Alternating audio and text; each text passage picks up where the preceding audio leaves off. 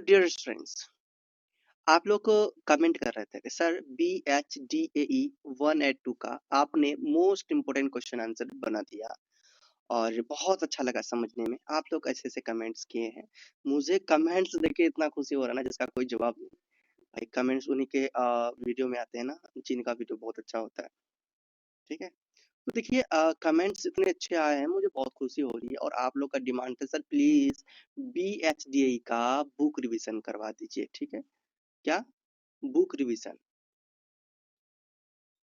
देखो book revision इसलिए क्योंकि इसमें जो वर्ड्स होते हैं बहुत ही, बुक में जो वर्ड्स होते हैं वो थोड़ा हार्ड लैंग्वेज में होते हैं, उन्हें समझना बहुत ही कठिन हो जाता है, मुश्किल हो जाता है। ठीक है, तो इसीलिए मैं आप लोगों को इजी लैंग्वेज में ये करवाऊंगा BHDAE 182 को कवर, जिसका टाइटल है हिंदी भाषा और संप्रेषण। देखिए आपको वीडियो में अंत तक मतलब एंड तक बन के रहना है, पूरा एंड तक आपको रहना है। ध्यान से एक एक पॉइंट को, एक एक मीनिंग को समझना है, क्या कहाँ क्या बोल रहे हैं, चैप्टर्स में क्या कह रहे हैं, तो क्वेश्चन आंसर क्या कह रहे हैं, ध्यान से समझना है। देखो बस ये वीडियो मैं ध्यान से मैं कह रहा हूँ, आपको क्या करना है, हमारा बुक रिवीजन वाला वीडियो कंप्लीट करना है। ठीक है, बुक रिवीजन, उसके बाद आपको मैंने जो नोट्स वाला करवाया है, ठीक है, नोट्स में जो मोस्ट इंपोर्टेंट क्वेश्चन आंसर जो करवाया, जो रिपीटेड क्वेश्चंस आपके एग्जाम में आने वाले, उन सभी क्वेश्चंस को करवाए हैं। तो ये वीडियो आप देखो पूरा, अभी आ गए हो तो इसको पूरा कंप्लीट करो। देन आपको नोट्स वाला भी वीडियो देख लेना है जाके। आपको कैसे मिलेगा, आपको डायरेक्टली सर्च करना है BHDAE 182 इम्पोर्टेंट क्वेश्चन आंसर, और लास्ट में प्रेम सर लिखना नहीं भूलना। देन मेरा नाम लिखते ही आपको मिल जाएंगे इन जितने भी मेरे वीडियोस होंगे लेटेस्ट, सभी वीडियोस आपको देखना। सभी क्या, आपको एक वीडियो नोट्स का मिलेगा, एक वीडियो आपको ये बुक रिवीजन मिलेगा कंप्लीट, तो ये दोनों आपको कंप्लीट देखने हैं। ठीक, चलो अब देखो दोनों तो देखेंगे। सबसे पहले हम स्टार्ट करने से पहले मैं आप लोगों को बता दूं, ये जो क्वेश्चन पेपर होते हैं, मैं आपको सबसे पहले क्वेश्चन पेपर दिखा दूं किस टाइप से क्वेश्चन पेपर होते हैं। ये देखिए आपका क्वेश्चन पेपर है BHDAE 182 का, और यहाँ पे देखिए ये है आपका लेटेस्ट, मतलब कि जस्ट दिसंबर 2025 में जो एग्जाम हुआ था कुछ महीने पहले, आपको उनका ये क्वेश्चन पेपर दिखा रहा हूँ दिसंबर 2025 का। इसमें जितने भी क्वेश्चंस पूछे गए हैं, इनमें से एक दो क्वेश्चंस आपका रिपीट तो 100% होना है। सो ये भी क्वेश्चन पेपर आप लोग जरूर कर लेना कंप्लीट। तो ये देखिए दिसंबर 2025 का क्वेश्चन पेपर देखिए। ये जो एग्जाम होता है 2 घंटे का आपका एग्जाम होता है, और अधिकतम जो मार्क्स मिलते हैं वो आपको 50 मार्क्स मिलते हैं। ठीक है, ये जो एग्जाम होता है 50 मार्क्स का आपका होता है हिंदी भाषा और संप्रेषण का। समझ में आ रहा है, 50 मार्क्स के होते हैं। और क्वेश्चन देखिए, ये जो क्वेश्चन आपके सामने दिख रहे हैं, भाषा के स्वरूप और प्रकृति को स्पष्ट कीजिए, बहुत बार रिपीट हुए हैं। ठीक है, और इससे क्वेश्चन आपको मिलते हैं। जो क्वेश्चन देख रहे हैं 10 मार्क्स के, 10 मार्क्स के आपको 200 से लेके 250 वर्ड्स में लिखने हैं, और अच्छे तरीके से, ठीक है, पॉइंट वाइज लिखने हैं, हेडिंग देके लिखने हैं, देन आपको अच्छे मार्क्स मिलेंगे। ठीक, उसके बाद आपका यहाँ पे देखिए सेकंड क्वेश्चन है वर्ण लिपि, वर्ण विचार और वर्ण वाला पर प्रकाश डालिए, और इसमें भी कितने मार्क्स, 10 मार्क्स है। तो 10 मार्क्स के अकॉर्डिंग 200 या फिर 250 वर्ड्स आपको लिखना है। मेरे जो नोट्स में मैंने आपको दिया है इंपोर्टेंट क्वेश्चन आंसर में, इसी अकॉर्डिंग दिया है, बट देखो हमारा मकसद क्या है, आपको समझ में आना है। देखो मान के चलो आपको समझ में आ जाता है तो अपने मन से बहुत कुछ कर सकते हैं, बहुत अच्छे से लिख सकते हैं।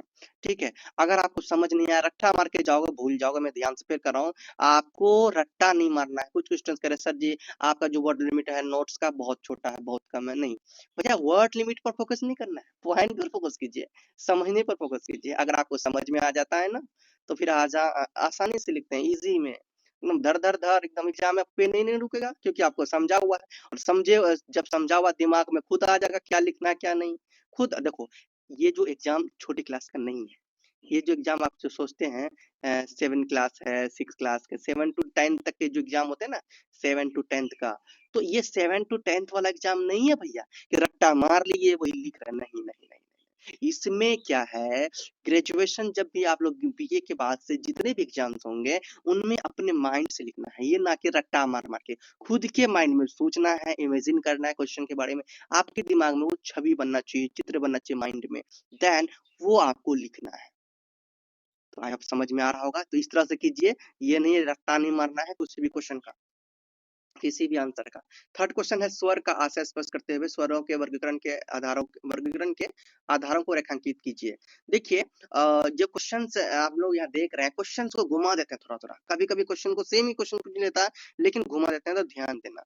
यहाँ पर स्वर फोकस करना है, स्वर के बारे में, स्वर क्या होता है फोकस करना है। देन 10 मार्क्स के अभी जो आपको मैं पढ़ाऊंगा बुक में, अभी सभी समझाऊंगा सभी टॉपिक को, ठीक, सभी चैप्टर्स को कंप्लीट करवाऊंगा, तो पूरा कंप्लीट करवाऊंगा। तो क्वेश्चन नंबर 4 है उच्चारण स्थान के आधार पर व्यंजन के किसके आधार पर, उच्चारण के आधार पर व्यंजन के भेदों की क्या करना है, चर्चा करना है। ये भी 10 मार्क्स के।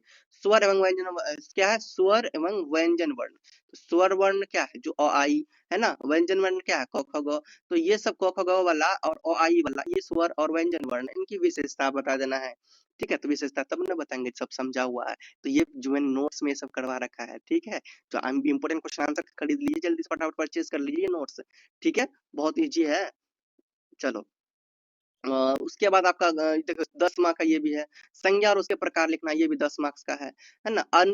क्या है अनविति से आप क्या समझते हैं, सावधान स्पष्ट कीजिए, ठीक। उसके बाद लिखित संप्रेषण है, लिखित संप्रेषण जो लिखकर हम बताते हैं, लिखकर किसी से बात करते हैं, जैसे ईमेल में बात करते हैं, मैसेज में चैटिंग करते हैं, कि नहीं, ये तो लिखित संप्रेषण है। इसके स्वरूप को बताना है, कहाँ कहाँ क्या यूज होता है इसका, बस बस हो गया, ये हो गया। उसके बाद आपका पूछा जा रहा है 2 टिप्पणी 9 नंबर में, ठीक। टिप्पणी में भाई 5 नंबर, मतलब एक पेज 1 से 1.5 पेज लिख दो, 1 से 1.5 पेज, ठीक है, 1 से 1.5 पेज आपको लिखना है।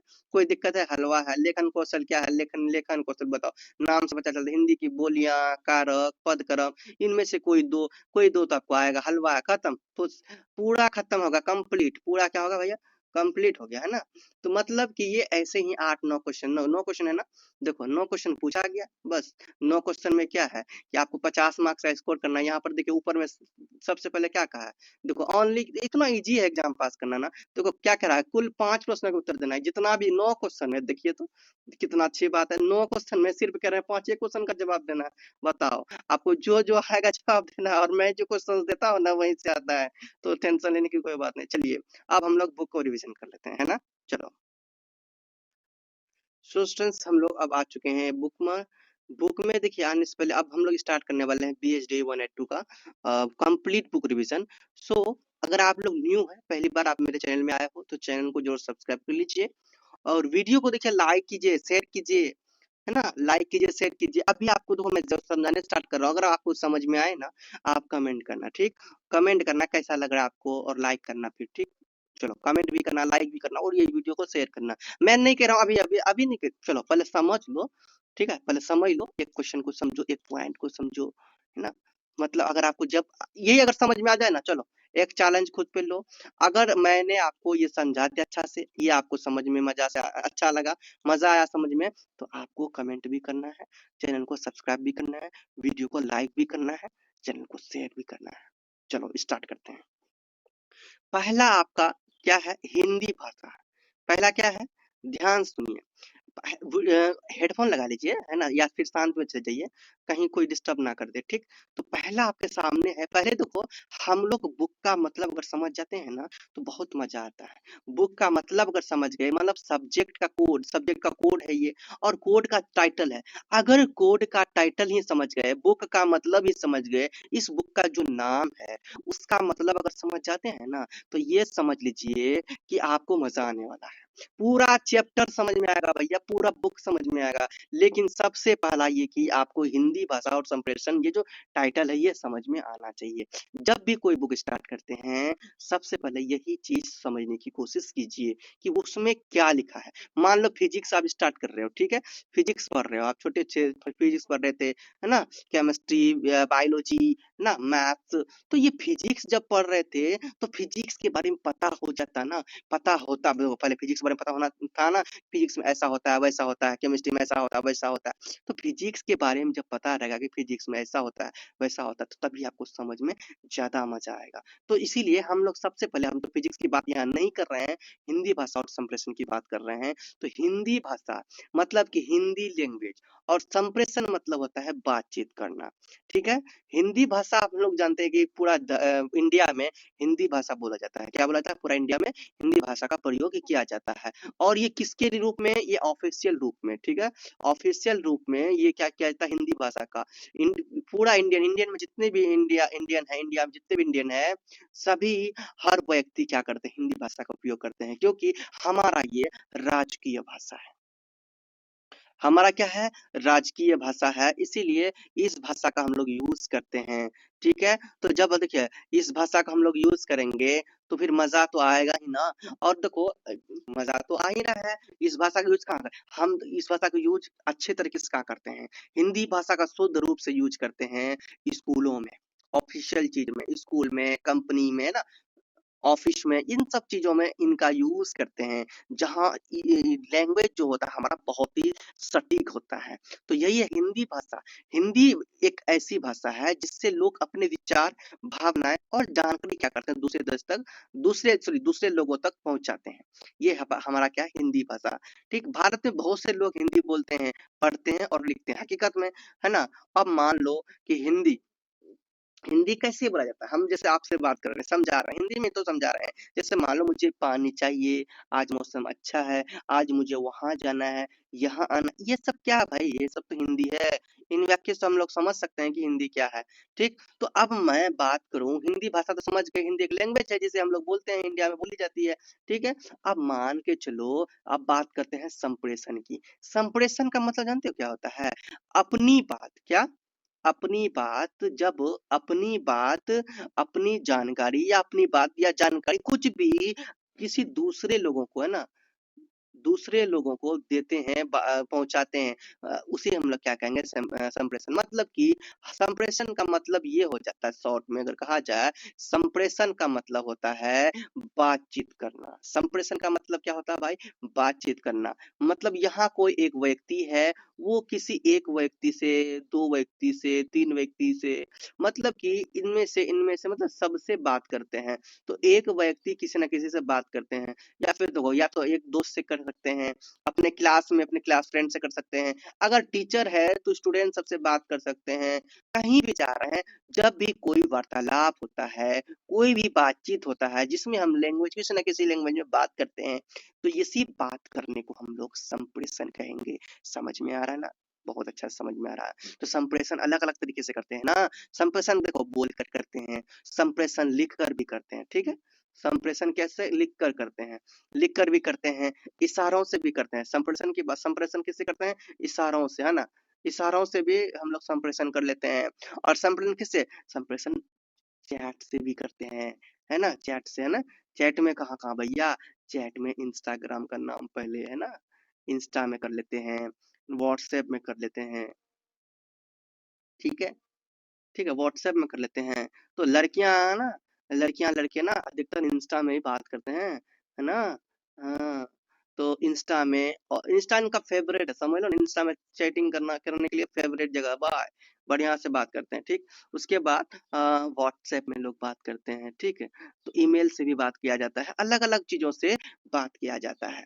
तो अब ये समझिए, ये क्या समझे कि हम लोग क्या क्या समझ गए यहाँ? हिंदी भाषा भी और संप्रेषण भी। हिंदी लैंग्वेज और संप्रेषण जब समझ गए ना, इसका मतलब ये समझो कि पूरा बुक आपको समझ में आने वाला है। कैसे? हलवा की तरह, है ना, इजी लैंग्वेज में। गाजर का हलवा बना दो, हलवा बना देंगे, अभी खिलाएंगे, ठीक है ना। तो चलो बढ़िया सा हलवा बनाते हैं और आप लोगों को खिलाते हैं। और चैनल को सब्सक्राइब जल्दी करो फटाफट। अब मजा आया तो सब्सक्राइब नहीं करोगे, इतना फर्ज नहीं बनता क्या? बताओ, इतना मेहनत कर रहे हैं। और कमेंट भी करो ना, सर मजा आ रहा है, मजा आ रहा है तो कमेंट करो, रुको मत, है ना। चलो, अब देखिए, ये जो है हमारा खंड वन, यहाँ क्या है भैया? खंड वन। खंड वन है हिंदी भाषा और संप्रेषण। तो हिंदी भाषा समझ गए, संप्रेषण समझ गए, बातचीत करना, हिंदी भाषा समझ गए, ये लैंग्वेज है, ठीक। चलो, इसमें से फर्स्ट चैप्टर आपका है हिंदी भाषा का विकास। मतलब कि हम लोग जो हिंदी बोलते हैं, तो क्या ये हिंदी बोलते हैं, इनका विकास भी तो हुआ होगा, कभी ना कभी तो ये स्टार्ट हुआ होगा, कभी ना कभी तो शुरू हुआ होगा। तो यही शुरू कैसे हुआ, कैसे इसका विकास हो, वही बताना, कितना ही है, वही चैप्टर में पूरा हलवा है कि नहीं। हलवा बना रहे हैं हम, अभी हलवा बना रहे हैं गाजर का, रुको ना, अभी खाना, ठीक है। चैप्टर 2 है हिंदी की वर्ण व्यवस्था। स्वर एवं व्यंजन, है ना? स्वर जानते हैं, व्यंजन जानते हैं, बचपन में भी पढ़े थे। वही चीज़ क्या है? बोला हलवाई तो है, स्वर के प्रकार मतलब बचपन में नहीं पढ़े थे स्वर, स्वर व्यंजन, सॉरी स्वर वर्ण, व्यंजन वर्ण, स्वर वर्ण स्वर व्यंजन पढ़े थे, ठीक है? तो स्वर और व्यंजन जो पढ़े तो वही यहाँ पर है। बताओ ये मतलब ग्रामर, हिंदी ग्रामर जो बच्चों ने पढ़ा है तो वही है, हलवा है। चैप्टर देखिए 3 में स्वर के प्रकार, चैप्टर 4 में है आपके व्यंजन के उच्चारण के प्रकार, चैप्टर 5 में है वर्णों का उच्चारण। ये तो हलवा है, बिल्कुल हलवा बना देंगे, पूरा हलवा। अभी चलिए हलवा बनाते हैं, मजा आएगा ना? चलो हलवा बनाएंगे, बहुत मजा आएगा। ठीक है, चलो भाई हलवा बनाते हैं।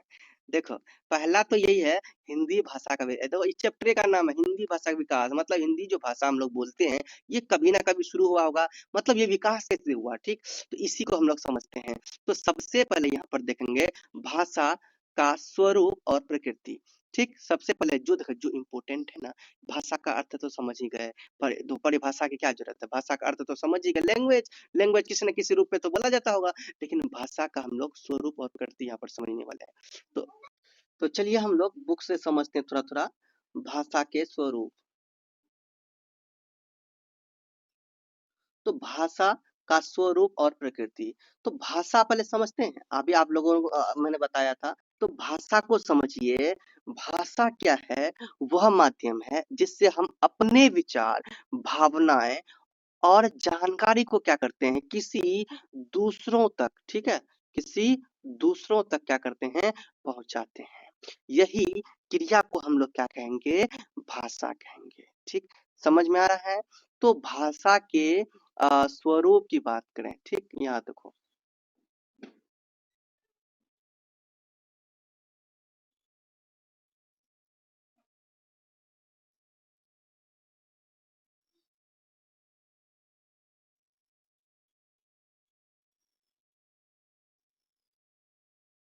देखो भाषा के अगर स्वरूप की बात करें, तो यहाँ पे आप लोग बोल सकते हैं, विविध रूप यहाँ पे आ गया, लेकिन भाषा के हम लोग स्वरूप की बात करते हैं अगर,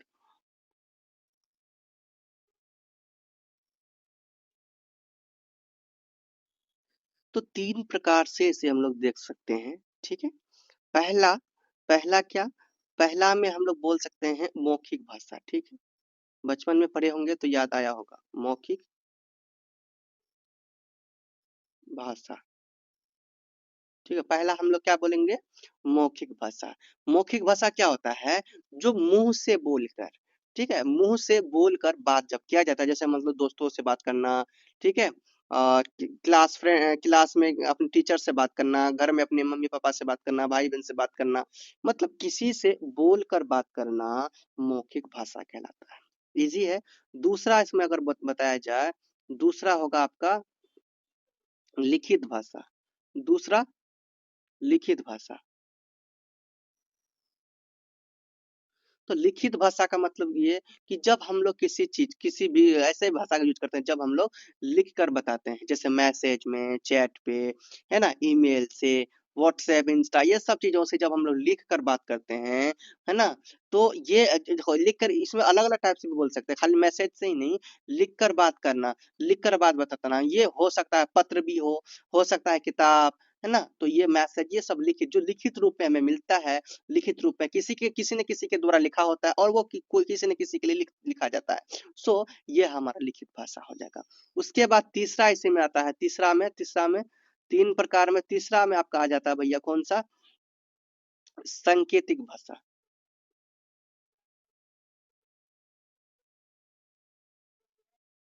सांकेतिक भाषा, है ना, या फिर संकेत भाषा। तो इसमें क्या होता है स्टूडेंट्स, इशारों से बात किया जाता है, इशारों से बोला जाता है, जैसे कि हाथ दिखा के, आँख दिखा के, है ना? तो इशारे में जिस तरह से बात करते हैं ना, तो जब हम लोग कुछ छुपके-छुपके बोलना हो ना, तो इशारा में बात कर लेते हैं अपने दोस्तों से, ठीक है? मान के चलो एक क्लास में है, ठीक है? मान के चलो एक क्लास में है ना? क्लास में हम लोग पढ़ रहे हैं, ठीक? तो एक क्लास में ना पढ़ रहे हैं, ठीक है? यहाँ है, ठीक? देखो, यहाँ मान के चलो 2 फ्रेंड यहाँ बैठे हुए हैं, ठीक है? 2 फ्रेंड यहाँ है, 2 फ्रेंड यहाँ है, ठीक है? तो इशारे से कैसे बात करेंगे? यहाँ टीचर अपना पढ़ा रहे हैं भैया, है ना? टीचर क्या कर रहे हैं? अपना पढ़ा रहे हैं, ठीक है।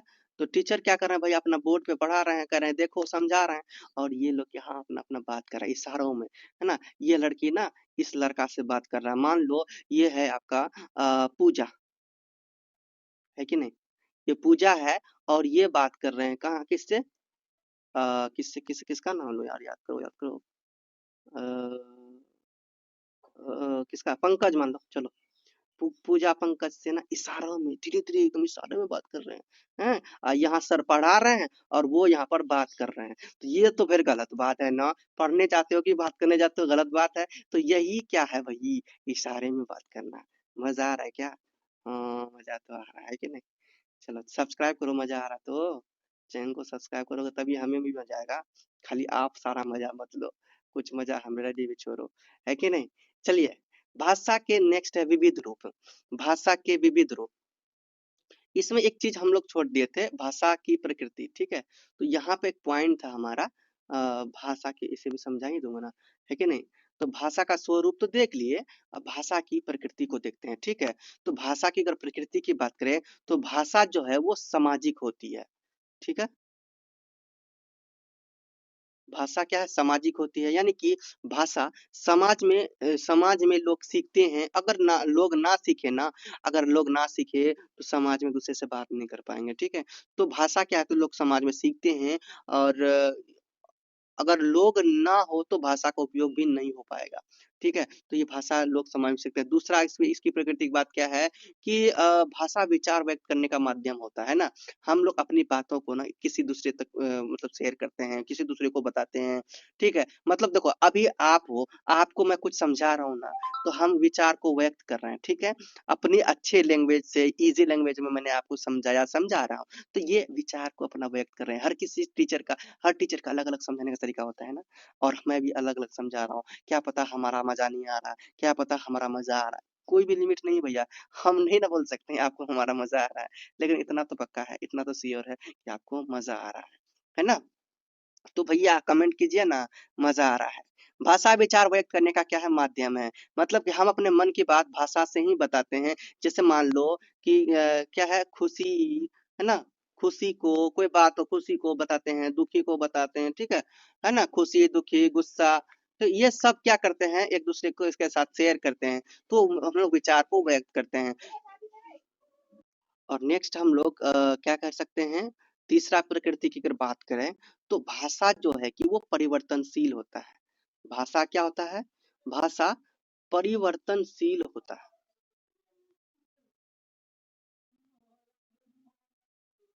ठीक है। तो भाषा परिवर्तनशील होता है, समय के साथ भाषा बदलती रहती है, नए शब्द जुड़ते हैं।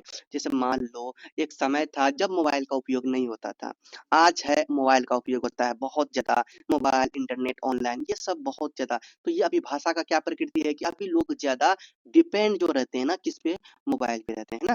तो ये हमारा थर्ड प्रकृति। फोर्थ प्रकृति की बात करें, तो आप लोग इसे कह सकते हैं, तो फर्स्ट चैप्टर को सही से समझना, फर्स्ट चैप्टर को सही समझ के नेक्स्ट आगे सभी चैप्टर आपको इजीली समझ में आएंगे, ठीक है। सर फर्स्ट चैप्टर को थोड़ा जल्दी, थोड़ा लेट लगाता हूँ, थोड़ा अच्छा से समझाता हूँ, ताकि आपको सेकंड चैप्टर जल्दी जल्दी समझ में आए। थर्ड चैप्टर, फोर्थ चैप्टर है ना, हलवा बन जाए। अब देखो आपके लिए कितना अच्छा हलवा बना रहा है, कितना टेस्टी हलवा बना रहा है, तभी तो मजा आएगा खाने में। तो भाषा जो है कि चौथा मैं बोल सकता हूँ, भाषा सरल से कठिन बन सकती है। मतलब कि भाषा सरल से कठिन बन सकती है। सरल से कठिन का मतलब समझे, भाषा की प्रकृति में। मान लो कि कोई स्टूडेंट है, कोई एक स्टूडेंट है, मान लो देखो मैं किसका नाम लूं रे, पूजा पंकज का ही नाम लेता हूं, है ना रे। पूजा, मान लो एक पूजा है, और वो हिंदी नहीं, इंग्लिश नहीं जानती। पूजा है ना, वो हिंदी मीडियम से पढ़ी है, बचपन से हिंदी मीडियम, हिंदी मीडियम। और ये जो पंकज है ना, पता है ये दिल्ली में बहुत अच्छे स्कूल में पढ़ाई किए थे, तो पंकज को इंग्लिश बहुत अच्छा से आती है। तो अब समय की प्रकृति ये, इंग्लिश क्या, अभी के टाइम के अकॉर्डिंग देखो हर कोई इंग्लिश बोलना चाहता है, इंग्लिश में स्पीकिंग करना चाहता है। तो यहाँ पे क्या है कि पूजा जो हिंदी, तो ये दोनों ना एक दूसरे से दोस्ती कर लिए, ठीक है। तो पूजा और पंकज का दोस्ती है। अब पूजा हिंदी बोलती है और पंकज इंग्लिश, तो मजा नहीं आ रहा। तो ये एक दूसरे से क्या करते हैं, सीखना चाहते हैं, ठीक है। तो एक क्या कहते हैं, पूजा को पंकज क्या कहता है, आपको हमसे बात करना है तो पहले इंग्लिश सीखो। तो पूजा क्या कहती है, भैया आप ही, भैया क्या है, सॉरी भैया क्या, जो भी आप ही सिखा दीजिए ना जी, आप ही इंग्लिश सिखा दीजिए। तो पंकज क्या कर रहा है, मेरे पास टाइम नहीं, एटीट्यूड दिखाता है। तो लेकिन नहीं, पूजा तो कहती नहीं, सिखाना तो पड़ेगा भाई, आप दोस्ती किए हैं तो सिखाना पड़ेगा।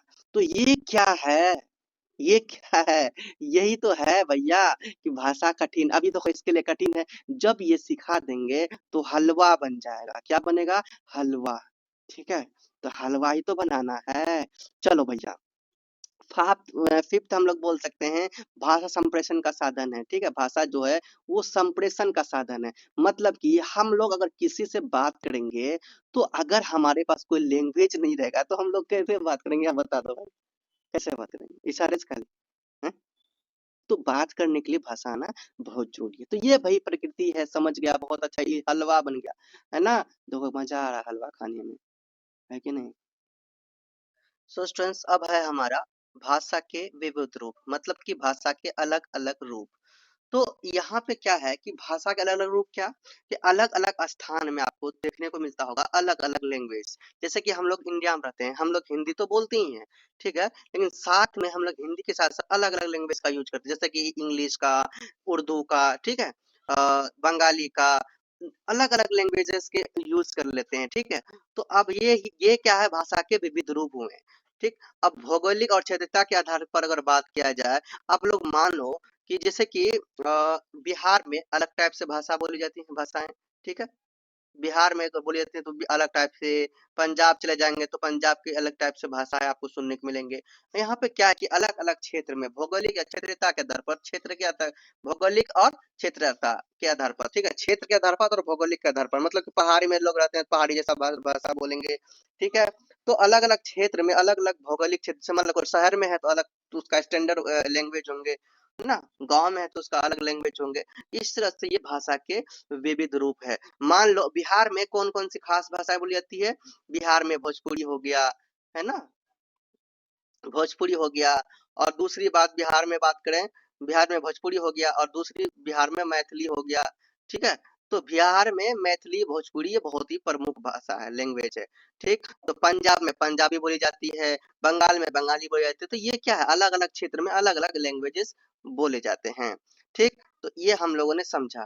अब हम लोग आगे बढ़ते हैं, तो ये जो क्वेश्चन जो आएगा ना, आपको ये क्षेत्रता के आधार पर नहीं आएगा, आपको क्वेश्चन आएगा भाषा के विविध रूप क्या है, इनकी रूप को बताइए। ठीक, तो इस तरह से आपके क्वेश्चन आएंगे। ठीक, तो भाषा के विविध रूप में आपने क्या देखा, भौगोलिक के आधार पर, दूसरा हम लोग देखेंगे क्षेत्रता के आधार पर। ठीक है, उसके अंदर से आपके नहीं पूछेंगे, ठीक, अंदर से नहीं, अंदर से नहीं पूछेंगे। ठीक है, तो हम निर्माण के आधार पर सेकंड लेते हैं, निर्माण अपने अकॉर्डिंग आप लेना है। तो भाषा के विविध रूप बोला जाएगा तो पहले लेना भौगोलिक और क्षेत्रीयता के आधार पर, दूसरा आप लेना निर्माण के आधार पर। तो निर्माण के आधार पर का मतलब क्या है कि जब भाषा का बोला जाए, भाषा कोई भी बोला जाए उसको एक सही तरीके से बोला जाए, सही बनावट के साथ बोला जाए, या फिर इसमें ऐसा भी होता है निर्माण के आधार में, मतलब अपने तरह, एक तो भाषा होता है सहज भाषा, एक क्या है सहज भाषा, दूसरा क्या है कृत्रिम भाषा। तो यहाँ पे निर्माण के आधार पर दो भाषाएं बोले जाते हैं, एक सहज भाषा मतलब जो बिल्कुल सही तरीके से, जैसे हिंदी इंग्लिश अंग्रेजी, है ना, हिंदी अंग्रेजी उर्दू, एक अलग ही लैंग्वेज, जैसे हिंदी तो हिंदी में ही बोले, इंग्लिश तो इंग्लिश में बोले। ठीक है, तो चाइनीज हो तो चाइनीज में ही बोले। तो ये क्या है, एक सहज भाषा, एकदम सही रूप। हिंदी तो बिल्कुल परफेक्ट हिंदी बोला जाए, तो एक सहज भाषा हो गया निर्माण के आधार पर। और दूसरा कृत्रिम भाषा ये होता है जिसमें भाषा को जोड़ दिया जाता है, भाषा को मिला दिया जाता है। ठीक है, जैसे कि थोड़ा सा उर्दू मिल गया, थोड़ा हिंदी मिल गया, थोड़ा सा बंगाली मिल गया, थोड़ा सा, मतलब भाषा को जब मिक्स कर दिया जाता है तो ये भाषा के निर्माण के आधार पर भाषा चेंजेस हो जाते हैं। तो ये कृत्रिम भाषा होता है, कौन सा भाषा, कृत्रिम भाषा। ठीक, तो यही है, समझ में तो आ ही रहा है। अब हम लोग नेक्स्ट चलते हैं मानकता के आधार पर, कौन सा, मानकता के आधार पर। तो यहाँ पे मानकता के आधार पर क्या, जैसे कि यहाँ पे क्या है कि जिस भाषा को सही रूप दिया जाए, शुद्ध तरीके से बोला जाए, उसी को हम लोग क्या बोलेंगे, मानकता के। जैसे मान लो कि शुद्ध तरीका कैसे, कि अब हम लोग यहाँ पर लिखा है कि मुझे घर जाना है, तो इसे कोई अगर उल्टा पुल्टा बोल रहा है कि मैंने घर जाना है, तो बता मुझे घर जाना सही है कि मैंने घर जाना सही है, तो मुझे घर जाना सही है ना। तो जो हम लोग सही तरीके से बोलते हैं, हम लैंग्वेज तो बोलते हैं लेकिन सही डिसिप्लिन के साथ, सही तरीके तरीके से सेट करके बोलेंगे, वही मानकता के आधार पर होगा। समझ में आ गया? तो यहाँ पे हम लोग मुझे घर जाना है बोलना है, ना कि मैंने घर जाना है। समझ में आ रहा है ना? बहुत अच्छा से समझ आ रहा है, हमें पता है कि नहीं? अब मान लो चलो कि जैसे कि और भी कई एग्जांपल ले सकते, जैसे कि जाना है मुझे जाना है मुझे जाना है, और इसके जगह में हमको जाना है बहुत लोग बोलते हैं कि नहीं बोलते? आपने सुना होगा, बहुत लोग बोलते हैं कि हमको जाना है। भैया यहाँ हमको जाना है नहीं होगा, हमको जाना है गलत हो जाएगा, मुझे जाना सही होगा। ठीक है? तो यही भाषा का सही रूप, जो भाषा का सही रूप होता है, जो सही तरीके से हम लोग शुद्ध शुद्ध भाषा बोलते हैं, तो वही शुद्ध शुद्ध भाषा को हम लोग क्या कहेंगे भैया? शुद्ध शुद्ध हिंदी बोलते हैं, यही शुद्ध शुद्ध हिंदी को क्या कहेंगे? मानकता के आधार पर। अंडरस्टैंड? ये तो समझ में आपका आ गया। चलो अब हम लोग आगे बढ़ते हैं।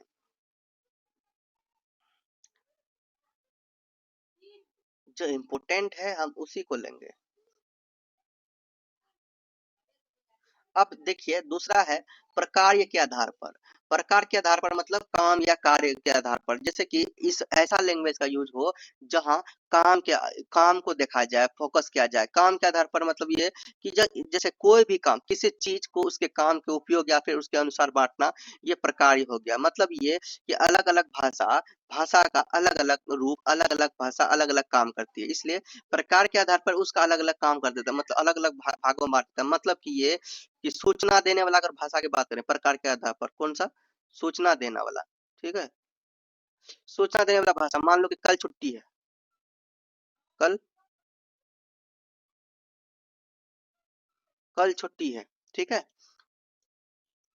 तो हम लोग कल छुट्टी है इस भाषा को थोड़ा सा मस्ती के साथ, है ना, खुशी के साथ भी बोल लेते हैं। मतलब कि हम कहीं काम कर रहे हैं, तो काम के अकॉर्डिंग हम कितने दोस्त से बात कर लेते हैं कि हाँ दोस्त कल तो छुट्टी है, कल हम मजे करेंगे, घर में रहेंगे, एंजॉय करेंगे, घूमेंगे, खेलेंगे, कल संडे है ना? अगर भावना इसमें को व्यक्त करना हो तो क्या कहते हैं, मुझे बहुत खुशी हुई, है ना, मुझे बहुत खुशी भी, मुझे बहुत मजा आया जाके। मतलब अलग से आधे दिन रहे, दरवाजा बंद करो, खाना खा लो, ये कर लो, वो कर लो, वहां जाओ। ठीक है? कोई प्रश्न जैसे तुम कहाँ जा रहे हो, मतलब किसी काम काज के लिए, है ना, किसी भावना को अगर व्यक्त करना है उनके लिए, किसी चीज को उसके काम यानी कि कार्य के अनुसार समझना, बांटना, ये क्या कहलाता है? प्रकार्य के आधार पर। ठीक है? तो आप लोग इसे वीडियो को रोक के समझना चाहते हैं तो बुक तो होगा ही नहीं, आप लोग बुक से समझ लीजिए। अब इसमें एक आएगा आपका, देखिए ऐतिहासिक के आधार पर, इसे भी समझिए। ऐतिहासिक के आधार पर यहाँ क्या है कि ऐतिहासिक मतलब कि इतिहास से जुड़ा हुआ। ऐतिहासिक के आधार पर क्या भाई? इसमें इतिहास से जुड़ा हुआ। ठीक? तो इसमें किसी भाषा, वस्तु या विषय को उसके इतिहास और समय के अनुसार समझाया जाता है। ठीक है? जैसे मान लो कि भाषाएं समय के साथ बदलती रहती है, आपको पता है ना भाषाएं क्या होती है समय के साथ। मतलब कि आज से 20 साल पहले अलग तरह के लैंग्वेज बोले जाते थे। ठीक है? आज से 20 साल पहले अधिकतर क्या बोले जाते हैं? अलग टाइप से लैंग्वेज, मतलब कि बहुत अधिकतर लोग है ना हिंदी में, मतलब हिंदी घर वाला भाषा में बात करते थे ना, कोई डिसिप्लिन से बात सही से नहीं करते थे। आज से 20 साल 25 साल पहले कि बहुत सारे जो ग्रामीण लोग हैं ना वो डिसिप्लिन से बात नहीं कर पाते थे। आज क्या है, लोग इंग्लिश में बात कर लेते हैं। ठीक है? इंग्लिश उस समय बात नहीं कर पाते थे बहुत सारे लोग, मतलब 25%, है ना, 25% से भी कम। आज लैंग्वेज इंग्लिश में लोग बात कर लेते हैं, स्पीकिंग कर लेते हैं। तो ये क्या है भाई? यही है हमारा ऐतिहासिक के आधार पर। ऐतिहासिक क्या है ना, इतिहास के आधार पर हम लोग चेंज करके बोलते हैं। जैसे मान लो ऐतिहासिक के आधार पर हम लोग माने, तो सबसे हमारा अगर हिंदी धर्म की, हिंदी भाषा की अगर बात करें, तो हिंदी सबसे स्टार्टिंग में कौन सा था? हिंदी का सबसे प्राचीन रूप, हिंदी का सबसे प्राचीन रूप था संस्कृत। ठीक है? संस्कृत के बाद इसका रूप चेंज हुआ समय के साथ, संस्कृत भाषा को इंग्लिश फिर बोला गया प्राकृत भाषा। ठीक है? कौन सा भाषा? प्राकृत भाषा। फिर प्राकृत भाषा से इस भाषा का नाम हुआ अपभ्रंश भाषा, हिंदी का ही। ठीक है? जो हम लोग बोलते हैं हिंदी में, तो उसका नेक्स्ट क्या हुआ? अपभ्रंश। ठीक? अपभ्रंश। जस्ट अपभ्रंश के जस्ट बाद, ठीक है, अपभ्रंश के जस्ट बाद इसका नाम पड़ा हिंदी। ठीक है? तो हिंदी लास्ट नाम है इसका, तो आप लोग देख सकते हैं। तो ये है, अब हिंदी में भी हम लोग मिक्स मिक्स करके बोल लेते हैं। ठीक? यही है ऐतिहासिक भाषा, समझ गए? चलो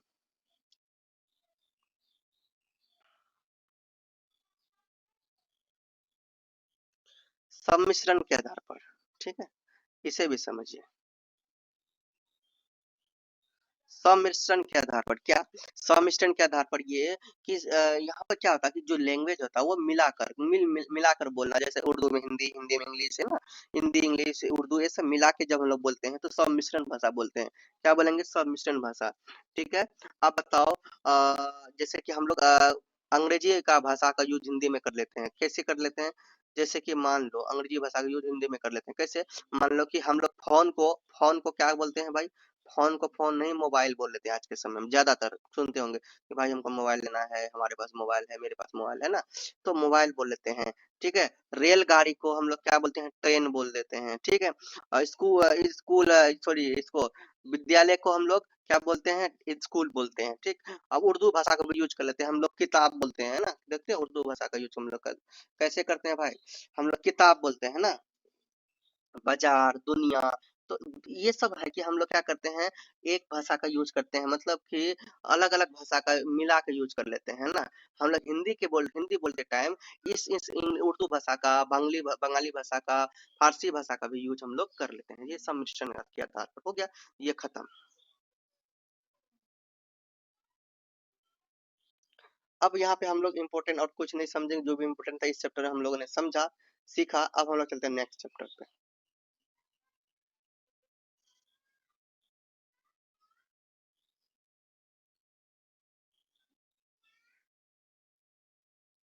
ठीक है, अब हमारा नेक्स्ट चैप्टर है यहाँ पर चैप्टर 2। चैप्टर 2 है हिंदी की वर्ण व्यवस्था, स्वर एवं व्यंजन। ठीक, तो ये हम लोग समझेंगे। तो हिंदी की वर्ण व्यवस्था कौन कौन से स्वर और वर्ण को, देखो स्वर क्या होता है, जो ओ आ ई ई होते हैं ना, ओ आ छोटी बड़ी है ना, छोटी ऊ बड़ी ऊ, तो ओ आ वाला जो होता है वो हमारा स्वर वर्ण होता है, और व्यंजन वर्ण होता है क ख वाला, है ना। तो ये है, आप लोग समझे। इसमें हम लोग देखते हैं वर्ण और लिपि को।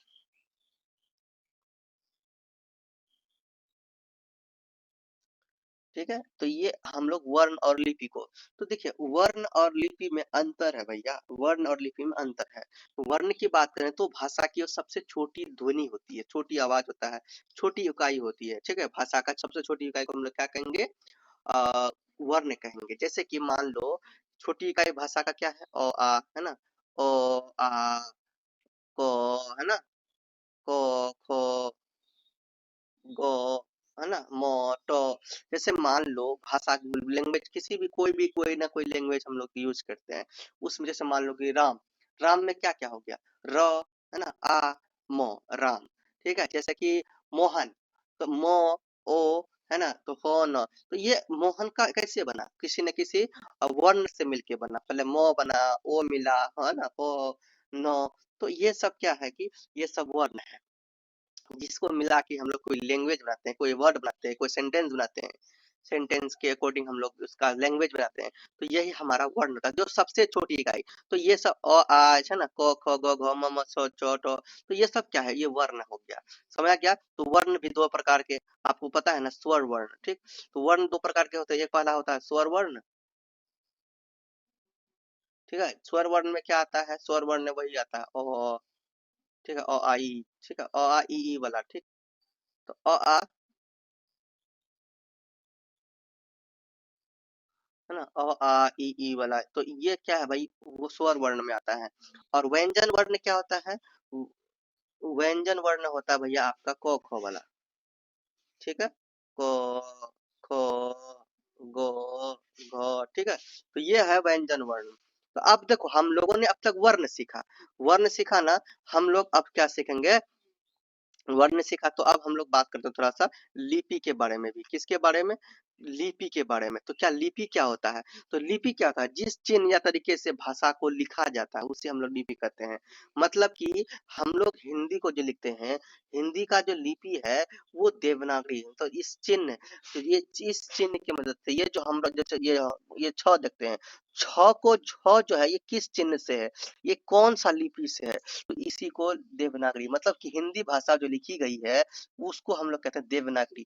ठीक है, तो हिंदी भाषा जो लिखा गया कौन सा भाषा, कौन सा लिपि से, देवनागरी। और हम लोग बताएं, अगर इंग्लिश भाषा देखो, हिंदी भाषा देवनागरी लिपि से, इंग्लिश भाषा को लिखा गया है रोमन, ठीक है? तो लिपि क्या है, जिसको जिस भाषा का कोई पहचान है, जिस भाषा का कोई न कोई पहचान है, उस पहचान के अकॉर्डिंग उसको लिखा गया है, तो वही उनका पहचान है। हिंदी का जो पहचान है, वो हमारा देवनागरी लिपि है। ठीक है? हिंदी कौन सा लिपि आता है? देवनागरी लिपि। जिस लिपि से, जिस पहचान से लिखा गया, वो हमारा लिपि हो जाएगा। ठीक? तो जैसे मान लो अंग्रेजी क्या है? अंग्रेजी, है ना? हिंदी हिंदी का समझ गए क्या? देवनागरी। अंग्रेजी का है, अंग्रेजी का रोमन। ठीक? उर्दू का हम लोग अरबी। तो इसी तरह से उसे हम लोग लिपि बोलते हैं। ठीक है? तो समझ गए, लिपि भी समझ गए। अब हम लोग थोड़ा सा चर्चा करेंगे वर्ण विचार पर। किस पे? वर्ण विचार पे। तो वर्ण विचार हिंदी व्याकरण का क्या है? एक भाग है। यह वह भाग है जिसमें वर्णों यानी कि अक्षरों और ध्वनियों के बारे में क्या की जाती है? पढ़ाई जाती है, समझाई जाती है। ठीक है? तो अब ये क्या है? जैसे कि मान लो कि वर्ण कितने प्रकार के हैं, है ना? वर्ण के कितने प्रकार है? वर्ण प्रकार। ठीक है? वर्ण विचार में वर्ण प्रकार आ जाता है, उनका उच्चारण कैसे होता है, उन्हें कैसे लिखा जाता है, वही। तो वर्ण की अगर बात करें, तो वर्ण के कितने प्रकार होते हैं? वर्ण दो प्रकार के होते हैं, है ना? वर्ण कितने प्रकार के होते हैं भैया? वर्ण दो प्रकार के होते हैं। कौन कौन? एक होता है स्वर वर्ण। स्वर वर्ण। ठीक है? दूसरा जो होता है वो होता है व्यंजन वर्ण। ठीक है? व्यंजन वर्ण। अब देखो स्वर वर्ण कैसे लिखा जाता है? स्वर वर्ण ओ आ ई छोटी बड़ी इस तरह से लिखा जाता है। और क ख व्यंजन वर्ण कैसे लिखा था? व्यंजन वर्ण को क ख ग घ, है ना? च ट ट। तो ये है भाई, ये है। तो ये दो प्रकार के होते हैं। वर्ण विचार की बात करें तो ये वर्णों को दो प्रकार से बांटते हैं, स्वर वर्ण और व्यंजन वर्ण खास करके। तो स्वर वर्ण और व्यंजन वर्ण, यहाँ पे ये जो लिखा है ये कोई खास हम लोग इसे नहीं देखेंगे। ठीक है? जो इसका साइंटिफिक आंसर है ना, जो उसी को हम लोग देखेंगे। वर्णमाला क्या है? वर्णमाला, देखो वर्णमाला तो हम लोग सब जानते हैं, जिसमें सभी वर्णों के जो समूह होते हैं। वर्णमाला क्या होते हैं? जिसमें वर्णों के समूह होते हैं। जैसे कि इसमें आपका अ आ से स्टार्ट होगा, अ से लेके अह तक। ठीक है? और क से लेके ज्ञ तक आपको देखने होंगे, एक चार्ट में कभी कभी देखते होंगे ना। तो अ से लेके अह तक, क से लेके ज्ञ तक जितने भी वर्ण है ना, सभी वर्णों के समूह को हम लोग क्या कहेंगे? वर्णमाला कहेंगे। खत्म। चलिए अब हम लोग नेक्स्ट देखते हैं। यहाँ वर्णमाला में आपने यहाँ तो, अगर आपको समझना चाहते हैं आप, तो ये वर्णमाला में ये स्वर वर्ण होते हैं। ठीक है? जिसमें कि अ आ छोटी बड़ी ये आ जाते हैं। ठीक? इनमें से अनुस्वार और उसके बाद ठीक है, ये अनुस्वार है, स्वर वर्ण है, ये अनुस्वार और विसर्ग। तो स्वर वर्ण अ तक लिखा जाता है, बाकी ये अनुस्वार एक विसर्ग। उसके बाद व्यंजन में होता है क ख ग घ ng, यहाँ से आपका क ख ग घ ng, ये जो है ना व्यंजन में आता है, ये यहाँ तक। ठीक? यहाँ तक व्यंजन में आता है। और उसके बाद जो होता है य र ल व तालव्य स, तो ये आपका क्या होता है भाई? ये होता है अंतस्थ में। तो बाकी मूर्धन स धन स ह स ह, तो ये आपका किस में होता है? उष्म होता है। ये याद रखना, ये सब पॉइंट भी याद रखना है। ऐसे आपको एग्जाम में अगर लिखना है ना स्वर वर्ण और व्यंजन वर्ण का वर्ण विचार के बारे में लिखना है, लिखा है इसी तरह लिखना है। संयुक्त व्यंजन आपको अक्षर ज्ञ, और उसके बाद आगत वर्ण आपका ये है, वह विशेष व्यंजन ये है। तो आपको ये पूरा ना देख लेना है, पूरा वर्णमाला को आपको एक्सप्लेन करने के लिए कहा जाए, या फिर वर्ण विचार के बारे में आपको कहा जाए, ये वर्ण विचार के बारे में कहा जाए, तो इनके अकॉर्डिंग आपको ये पूरा लिख देना है। ठीक? पूरा। तो इनके जैसे ऐसे 2.3 है, तो 2.3 वर्ण विचार मैंने आपको बता दिया, स्वर वर्ण व्यंजन वर्ण। तो ये दो प्रकार के वर्ण को दिखा देना है यहाँ पे। ठीक? अलग अलग। बाकी वर्णमाला अगर बोला जाए तो ये इस तरह से आपको, ये वर्णमाला में क्या है, आपको ये पूरा दिखाना पड़ेगा। अगर वर्णमाला बोला जाएगा तो ये सभी दिखाना पड़ेगा आपको अच्छा से। ठीक है? इस तरह से आपको लिखना पड़ेगा, ये जो दिख रहा है ना, इस तरह लिखना पड़ेगा। चलो उसके बाद हम लोग आगे बढ़ते हैं।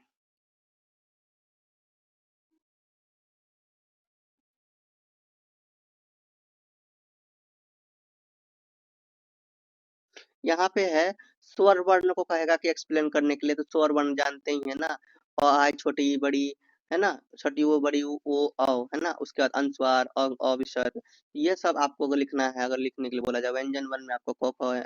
व्यंजन वर्ण को अगर एक्सप्लेन करने के लिए कहा जाएगा तो क वर्ग च वर्ग ट वर्ग। तो बस ये है ना, इसके बारे में आपको लिख देना है, और इसके बारे में अच्छा सा और एक्सप्लेन करना चाहते हैं तो एक्सप्लेन कर सकते हैं अपने अकॉर्डिंग। अब देखिए वर्ण लिखने की रीति। वर्ण लिखने की रीति में क्या है, मतलब ये कहना कि कोई भी अगर अक्षरों को लिखा जा रहा है तो उसको सही तरीके से सही क्रम से लिखना। तो सही तरीके से सही क्रम से लिखने की जो रीति होती है वही है वर्ण लिखने की रीति। ठीक। तो या अब देखो मान लो यानी किसी वर्ण को कैसे बनाया जाए, कैसे लिखा जाए कि वो बढ़िया होगा, तो यही क्या है उस लिखने की रीति। ठीक। अब मान लो कि अगर इसको हम समझाएं, जैसे कि हम लिखना है अंगूर, ठीक है। हमको क्या लिखना है, अंगूर लिखना है, ठीक है। अंगूर लिखना है। अब अंगूर को अगर हम लोग सही ना लिखें, ऐसे लिख दें ओ, है ना, गूर, अगूर कर दें, तो क्या ये सही रीति से लिखा गया, नहीं लिखा गया ना। यहाँ अनुस्वार का कमी है। तो यही बात है। और भी कहीं जगह जैसे और भी बहुत सारी चीज, मान लो कि हमें लिखना है किताब, ठीक है। तो किताब को कैसे ऐसे लिख देता है कोई कोई, है ना, किताब को कोई किताब लिख देगा, ठीक है। तो ये किताब लिख देगा, किताब तो उसके अकॉर्डिंग में किताब किताब लिख दिया है, ठीक है। मतलब किताब को क्या लिखा, किताब लिख दिया, तो क्या यह सही है, नहीं है। इसको अगर सही से लिखना है तो इसकी सही लिखने की क्या रीति है, की ता ब, किताब, ठीक। यह है। अब मान लो कि इसी किताब का कोई कोई ऐसे भी लिख सकता है ना, कोई किताब, है ना, किताब। तो क्या ये भी गलत है ना। तो ये सही तरीके से क्या यहाँ पर क्या गलती हुआ, तो ये छोटी ई लगेगा इसमें, ठीक है, हर से ई, तो ये लगाना चाहिए, तो इस तरह से ना होगा किताब। तो यही है, यही लिखने की जो रीति है, यानी कि अक्षर स्पष्ट और साफ हो, सही क्रम के अनुसार लिखा जाए, मात्रा सही जगह लगाया जाए, लिखावट सुंदर हो, यही लिखने की नीति को, रीति को, ठीक है, इसी को तो हम कहते हैं, स्टाइल को ही रीति कहते हैं लिखने की, ठीक है। सही ढंग से वर्णों को सही ढंग से लिखना, नियम के एक तरीके से लिखना, यही क्या है, वर्ण लिखने की रीति है। अब आपका आता है वर्ण विच्छेद। वर्ण विच्छेद में क्या, वर्ण विच्छेद में क्या होता है, मतलब कि कई वर्णों को जोड़कर एक शब्द बनाया जाता है। जब कई वर्णों को जोड़कर जब शब्द बनाया जाता है तो वही वर्ण विच्छेद होता है। मान लो विजय को कैसे लिखा गया, व ई ज य अ, ठीक है। तो य आधा व ई, है ना, फिर आधा ज अ, य ये संयुक्त मतलब ये सब जुड़ रहा है, ये सभी जुड़कर क्या बना, विजय बना, ठीक है। उसी तरह हरदेव, ह र द व तो ये सब मिलके क्या बना, हरदेव। तो वर्ण विच्छेद को अगर एक्सप्लेन करने के लिए बोला जाए एग्जाम क्वेश्चन अलग से घुमा फिरा कहेगा कि वर्ण विच्छेद को परिभाषित करें, वर्ण विच्छेद का व्याख्या करें, है ना, क्या है वर्ण विच्छेद। हम आपको ना इसका मोस्ट इंपोर्टेंट क्वेश्चन आंसर करवा चुके हैं, जरूर वो मोस्ट इंपोर्टेंट क्वेश्चन आंसर आप लोग कीजिए। तो जब वर्ण विच्छेद की बात किया जाए, आपको इस तरह से एग्जाम्पल देने हैं, ठीक है, इस तरह से देखिए, है ना, कम से कम 1.5-2 पेज तक का ना लिखना है। 10 मार्क्स के क्वेश्चन होते हैं तो आपको बता दिए ना, 10 मार्क्स के लिए 1.5 पेज 2 पेज आपको लिखना है, कम से कम 2.5 पेज भी लिखना पड़ता है। तो कहीं ये 5 मार्क्स में अगर पूछा जाए तो 1.5 पेज लिखना, नहीं तो 10 मार्क्स का हो तो 2.5 या 2 पेज जरूर लिखना। अब हम लोग आगे चलते हैं। देखो यहाँ देखो ना, यहाँ देखो वर्ण विच्छेद का अभी प्राय स्पष्ट करें, मतलब वर्ण विच्छेद आपको फोकस करना है। अगर इसके बाद कुछ भी लिखा रहेगा ना तो आप कंफ्यूज नहीं होना, आपको इसी प्रकार लिखना है। चलो यहाँ पे कुछ लिखने का नियम है, देखो यहाँ कहा कि कमल लिखो, क, है ना, आधा क लिखोगे, क अ, है ना, जोड़ जोड़ के हम कमल को लिखना है, कैसे लिखोगे, क अ म, ठीक है, प्लस अ ल, ऐसे करके लिखोगे, ठीक है। इस तरह से आपने अभी देखा था ना, यहाँ पे देखा था ना, देखते हो। और लास्ट में अ मिलाया है ना सब में, तो आप भी इसमें अ मिला लो, क्योंकि देखो जब भी मान लो हम बोलते हैं ब, तो ब में सिर्फ ब नहीं है अकेला, ब में क्या है, आधा ब और अ मिला हुआ बेटा। अब ये देखो ये दोनों मिलकर क्या होता है, ये दोनों मिलके बनेगा ब, ठीक है। इस तरह से आपने ये समझा। ज में ज नहीं है सिर्फ, ज में ज और अ, मतलब कि व्यंजन वर्ण स्वर वर्णों की सहायता से लिखा जाता है। तो व्यंजन वर्ण जब स्वर वर्णों की सहायता लिखा जाता है, हर व्यंजन वर्ण स्वर वर्णों की सहायता से लिखा ही जाता है, ध्यान देना। तो यही है, कुछ एग्जाम्पल के लिए आप इसका प्रैक्टिस भी कर सकते हैं ना, वहां लिखने के लिए जरूर कर लेना, ठीक है। चलो बेटा, अब देखो, अब अगला जो है स्वर एवं व्यंजन उच्चारण के स्थान, ठीक है। तो ये सब के अकॉर्डिंग भी आपके एग्जाम में क्वेश्चन पूछे जाते हैं। तो ये भी आप देखो कहाँ से कैसे बोला जाता है ना। तो यहाँ पे क्या है, कंठ से आवाज निकलता है, उच्चारण मतलब बोलने की, बोलते वक्त कैसे उच्चारण होता है हमारा ना। तो यही है कि कैसे बोला जाता है, कंठ से बोला जाता है, ओ आ को खो गो घो अंग हो। ये सब चीज किससे बोला जाता है, इस ये सब बोला जाता है कंठ से। तालु से, ई ई तालु से है ना। तो ये किससे बोला था, तालु से बोला था, ई च छ ज झ। तो आप बोलिए ना, बोलने से पता चलेगा कि कहाँ से बोल रहे हैं, तालु से। मूर्धा, मूर्धा। तो ये सब ना याद कर लीजिए है ना, कैसे उच्चारण कहाँ से कैसे होता है। तो ये याद कर लीजिए, और ये सब क्वेश्चन आंसर भी मैंने दे दिया है ना। आपको पीडीएफ में जो मोस्ट कॉमन क्वेश्चन आंसर जो पीडीएफ है ना, और इसका वीडियो भी, तो इसी में आपको दे दिया गया है। तो आप लोग पीडीएफ परचेज करके ये सब समझ सकते हैं, ठीक।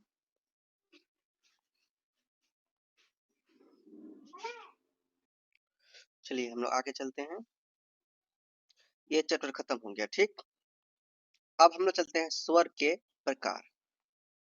स्वर के प्रकार मतलब स्वर के कौन कौन से प्रकार हैं। जैसे अ आ ई, छोटी बड़ी, ये सब जानते हो ना, स्वर है ये।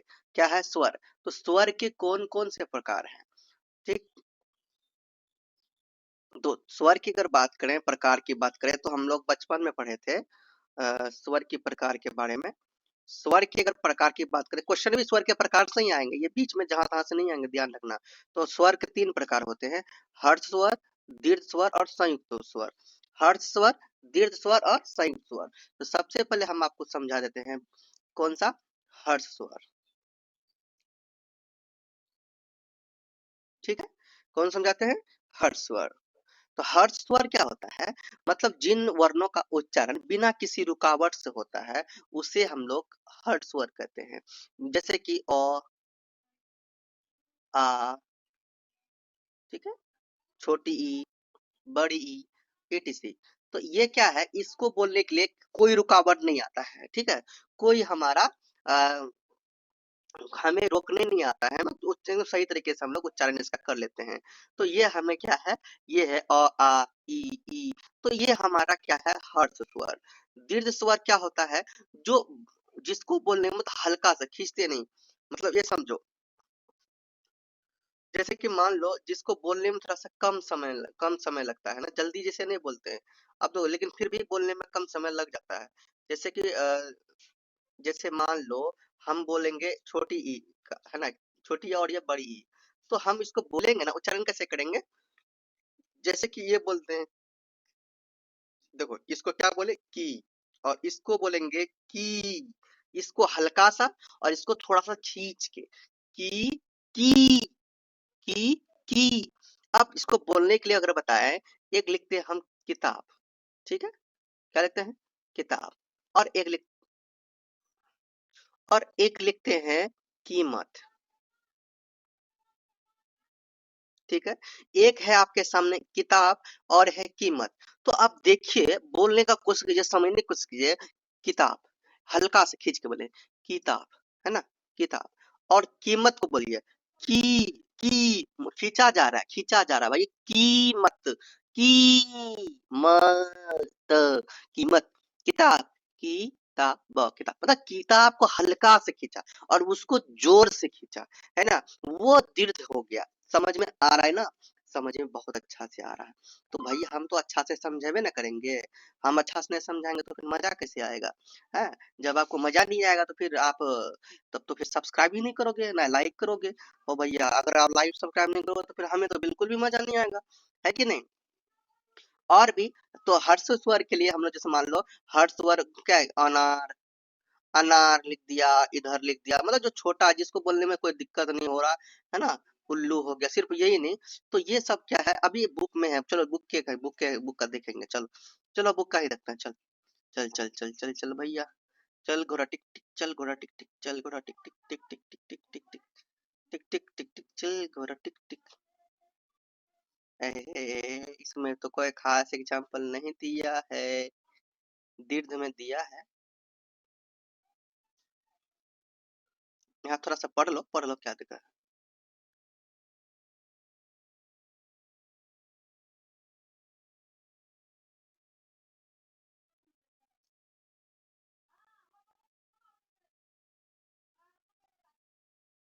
इसका जो बात लिखा है ना कोई खास नहीं लिखा है, तो इसको समझाने के दीर्घ में आपको मैंने बता ही दिया ना दीर्घ क्या है। तो अब इस दीर्घ का थोड़ा लिखा हुआ है तो इसे समझा देते हैं ना। जैसे कि यहाँ आ, तो अ और आ मिल के जिसमें यहाँ क्या हुआ कि इसका उच्चारण कब होगा, इसके उच्चारण में थोड़ा सा ना जोड़ा जाएगा, ठीक है, थोड़ा सा जोड़ा जाएगा, थोड़ा लेट लगेगा। जब समझ लो इसका जिसका उच्चारण में थोड़ा लेट लगा, उसमें क्या है वो दीर्घ वाला है, वो बड़े स्वर ना। जिसमें कम समय लगेगा, है ना, जब कम समय लगेगा तो वो छोटा स्वर, जिसमें ज्यादा समय लगेगा तो वो बड़ा स्वर। ये समझना दीर्घ में क्या है कि जिसमें ज्यादा समय लगे। जैसे कि है, तो हमने हल्का है बोला और इसी को बोलेंगे आ, तो आ में थोड़ा सा लगा जोर, ठीक है, अ से क्या बना आ बना। तो आ कैसे बना भैया, अ में और एक अ मिलाए तो क्या बना तब आ बना। तो यहाँ पे दो मिला, सो समझ में अच्छा से आ रहा है, ठीक है। अब मान लो यहाँ पे कुछ भी अब और भी जो है ई, हम ई कर लेते हैं, तो ये छोटी ई अगर रहेगा तो ये हो गया हर्ष स्वर, ठीक है। अगर छोटी ई रहेगा तो ये हर्ष स्वर हो जाएगा। अगर इसको दीर्घ बनाएंगे, दीर्घ बोलेंगे, तो इसमें और एक ई जुड़ जाएगा, ई प्लस ई, तब मिलके बनते हैं बड़ी ई। तो बड़ी ई या दुर्गे ई, हम लोग बिहारी में इसको दुर्गे ई बोलते हैं, और वहां पे बोलते हैं, दिल्ली में बोलते हैं इसे बड़ी ई छोटी ई। तो देखो ये बड़ी ई छोटी ई आपकी स्टेट में इसको कैसे बोला जाता है, आप लोग कमेंट कीजिए भैया, बड़ी ई या छोटी ई, कमेंट कीजिए, है ना। या फिर इसको हर्षेई या दुर्गेई बोलते हैं, बिहार में तो इसे हर्षेई दुर्गेई बोलते हैं। मतलब ये देखो, ये सब सिस्टम समझ में आ गया है। ये सब ना एग्जाम्पल याद कर लो, ठीक है, लिखने में मजा आता है तब लिखोगे वहां पे तो कॉपी फुल होगा जल्दी जल्दी, बेवकूफ जल्दी जल्दी याद कर लो, है ना। हलवा है, हलवा तो बनी, हम तो हलवा ही बना रहे हैं, ठीक है। अब देखो नेक्स्ट है आपका संयुक्त स्वर, हर्ष स्वर, दीर्घ स्वर और तीसरा संयुक्त स्वर, तो ठीक है। तो संयुक्त स्वर में क्या है, इस स्वर में क्या होते हैं कि इसमें दो स्वर, दो या दो से अधिक स्वर मिल जाते हैं, ठीक है। दो या दो से अधिक स्वर को मिलाने पर तभी ये स्वर का निर्माण हो जाता है, तो तभी संयुक्त स्वर बन जाता है, ठीक है। तो यहाँ पे दो या दो से अधिक क्या, अब मान लो कि यहाँ पे लिखा है संयुक्त स्वर में कौन चीज, ए लगाया, ठीक है, ए लगाया, तो यहाँ पे ए लगाया है, ए में ए जोड़ के ए लगा, ठीक है, दो ए मिल के ए मिल के ए, ठीक है। तो यहाँ पे क्या हुआ है भैया में, ठीक है, भाई भैया, ठीक है। तो भैया में आपने क्या देखा, एक मिला है ये, है ना, एक य है मिला हुआ अलग से, फिर ए के बाद फिर अलग से अ भी मिला है, ठीक है, क्या य मिला है, ठीक है, य ना, भैया में अलग अलग चीज मिला है, एक ए वाला चीज हुआ है, मतलब नहीं समझे भैया। तो अब भैया में क्या देख रहे हैं, ठीक है, भैया में आपको क्या देखने को मिला, एक भ तो है ही, लेकिन स्वर की बात करें तो यहाँ पे क्या है, एक ये है, ये है, ठीक है, ये मिला ना, एक स्वर ये हो गया और दूसरा एक स्वर ये हो गया य, ठीक है। तो य के हम किसको लेके चले, य को हम लोग देखो य में अ मिला हुआ है, ठीक है। अब ये ना सुना कि य फिर तो उस पे हो गया ना, ये स्वर पे नहीं आएगा, तो य में अ छिपा हुआ है भैया, य में अ, तो भैया आ, तो यहाँ पे आ छुपा हुआ है, य छुपा अ छुपा हुआ है। तो यहाँ पे दो या दो से अधिक, देखो यहाँ पे कौन कौन चीज मिल गया, एक तो ए हो गया, फिर ए हो गया, मतलब कि टोटल ए हो गया, ठीक। उसके बाद फिर अ और अ मिला, यानी कि आ। तो यहाँ पे दो या दो से अधिक स्वर, जहां दो या दो से अधिक स्वर मिल जाएगा तो वहां संयुक्त स्वर कहलाएगा वो, ठीक है। तो यहाँ पर सिर्फ ये वाला नहीं, ये वाला, औ वाला, ए वाला, तो ये सब क्या है, ये दोनों खास करके ए वाला और औ वाला, ये दोनों क्या भाई, ये दोनों में आपका देखो मिला हुआ है, तो ये क्या हो गया संयुक्त स्वर। अब मूल स्वर की बात करें, यहाँ ए वाला मूल स्वर है, आप देखो यहाँ पे कैसा, पैसा, बैल आदि, तो आप देखो इस टाइप से अगर मिला रहे मूल स्वर में कहलाएगा, कैसा पैसा, है ना। ये मूल स्वर कैसे कहलाएगा, यहाँ पे लिखा हुआ है कि कैसा पैसा बैल आदि शब्दों में ए के बाद यह श्रुति नहीं है, ठीक है, यह श्रुति कहीं देखने को नहीं है ना, तो यह श्रुति देखने को नहीं मिल रहा है, तो ये का उच्चारण यहाँ पे इसीलिए मूल स्वर होगा, ठीक है, कैसा, है ना। तो यहाँ पे य का दिख नहीं रहा है, श्रुति य का नहीं दिख रहा है, तो ये क्या कह रहा है कि जब य आपको कहीं समझ नहीं आया यहाँ पे, जैसे कि भैया बोले मैया रुपैया, इसमें कि ये के बाद य दिख श्रुति दिखा, ठीक है। अब देखो यहाँ य श्रुति दिखा, औवा ओवा ओवा वाह वाह वाह। तो यहाँ पे व श्रुति दिखा, ठीक है, ये औ वाला में व दिखा, ए वाला में य दिखा, ठीक है, ए वाला में ए दिखा और औ वाला में व दिखा, ठीक, य और व दिखा। जब य और व दिख जाए तभी हम लोग कह रहे हैं कि इसमें संयुक्त स्वर है। क्या है? संयुक्त स्वर है।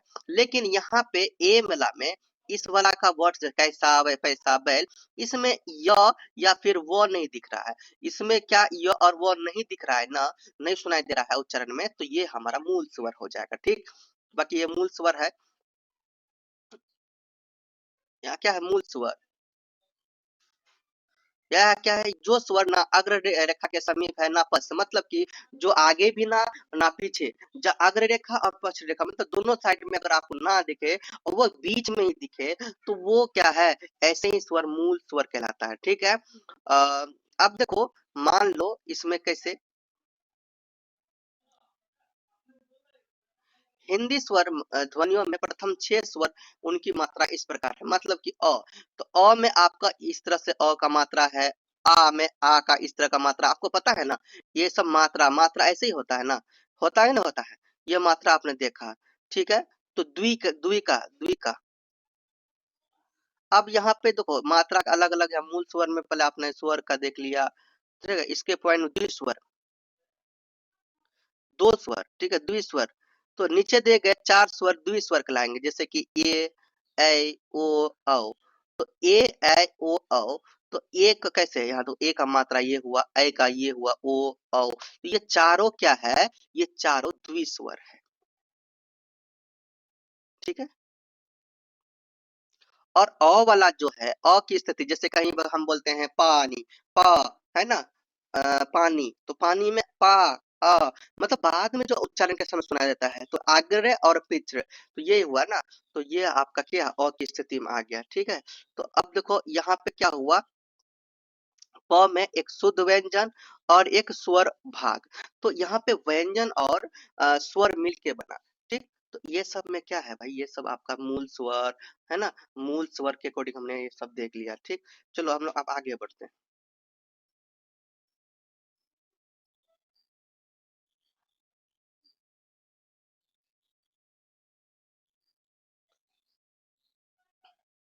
नेक्स्ट है आपका मानक स्वर अवधारणा और इसका स्वरूप। ठीक, तो मानक स्वर जो स्वर शुद्ध सही और सब जगह स्वीकार किए जाए।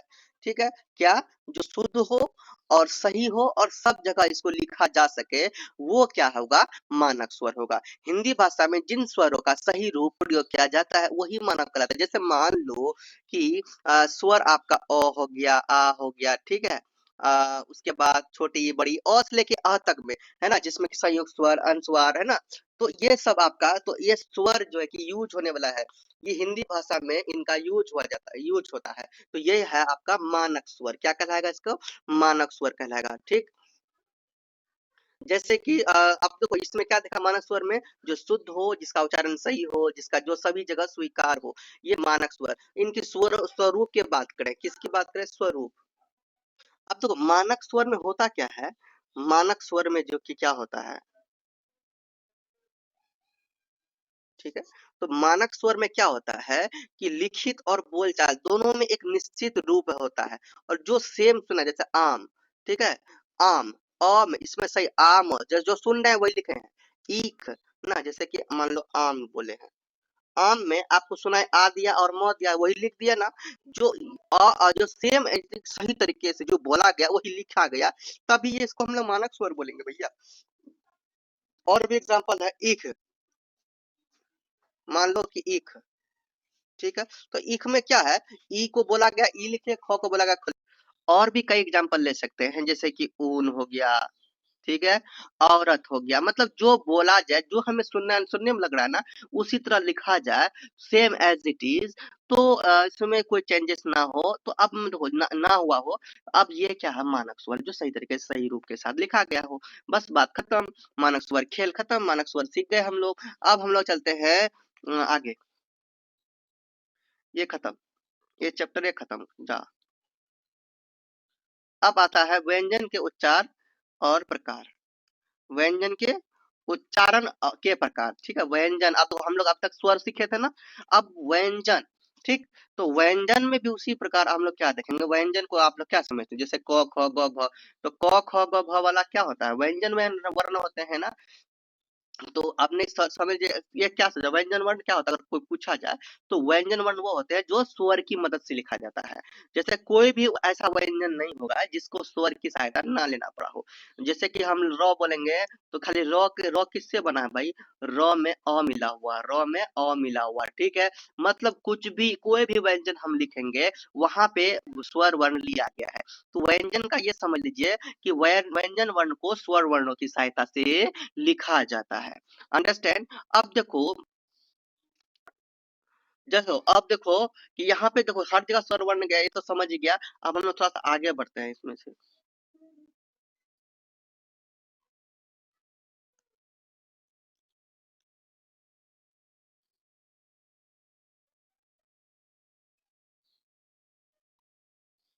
ये सब नहीं, ये सब पूछेगा नहीं, ठीक है, ये सब नहीं पूछता है।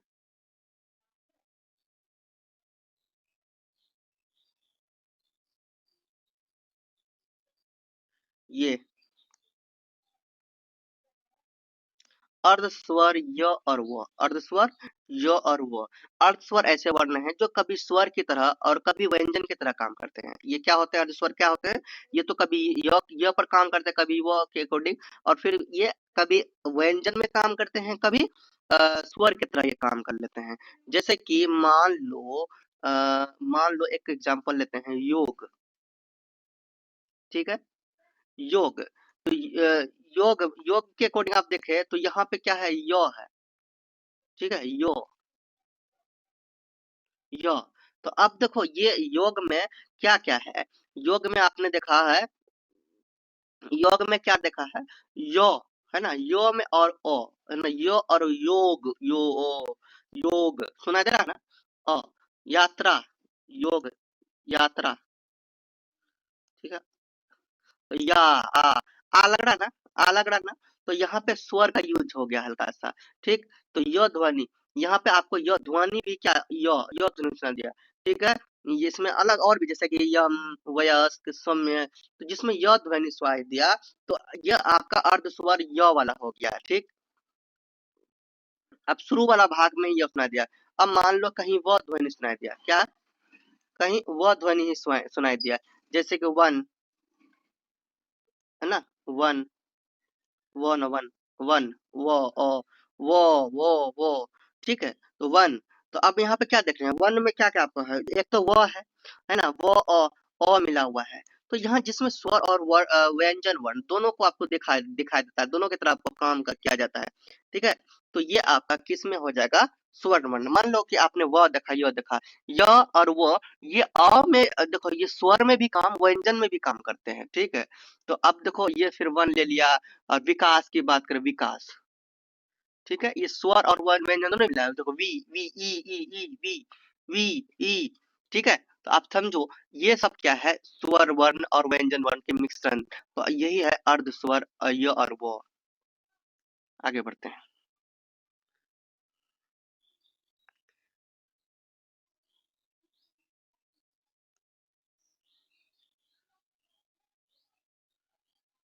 यही है नासिक के ध्वनिया, ये सब नहीं आता भैया, ये सब नहीं आता है, ठीक है। अब देखो नेक्स्ट चैप्टर है चैप्टर 5, वर्णों का उच्चारण स्थान, ठीक है। वर्णों का उच्चारण स्थान, उच्चारण मतलब क्या होता है कि बोलते वक्त, है ना, बोलते वक्त कैसे सुनाई देता है, बोलते वक्त सुनाई देना, वो उच्चारण नहीं होता है। अब वर्ण की परिभाषा में हम लोग देखें तो क्या है, वर्ण क्या वर्ण किसे कहते हैं, भाषा की सबसे छोटी ध्वनि होता है। वर्ण क्या होता है, भाषा की सबसे छोटी ध्वनि, छोटी इकाई होता है। यानी कि जिसे जिसे जिस छोटे छोटे आवाज वाले भाग को छोटा और छोटा नहीं किया जाएगा, वो क्या हो सकता है, आपका वर्ण होगा, ठीक है। वर्ण तो हम लोग पहले से जानते हैं। अब यहाँ पे दो प्रकार के, आप सबको यहाँ पे इधर जो हम लोग पढ़े ना फर्स्ट चैप्टर में, वही बार रिपीट हो रहा है। यहाँ क्या है, स्वर और वर्ण, वर्ण के दो ही प्रकार, स्वर और वर्ण, ये स्वर और व्यंजन वर्ण, स्वर वर्ण की विशेषता, व्यंजन वर्ण, मतलब वही सब पूछ लिया गया, बताओ। ये सब बताओ, जानते ही हो ना, क्या बताऊं मैं आपको, ये तो आप लोग पढ़ के समझ सकते हो ना।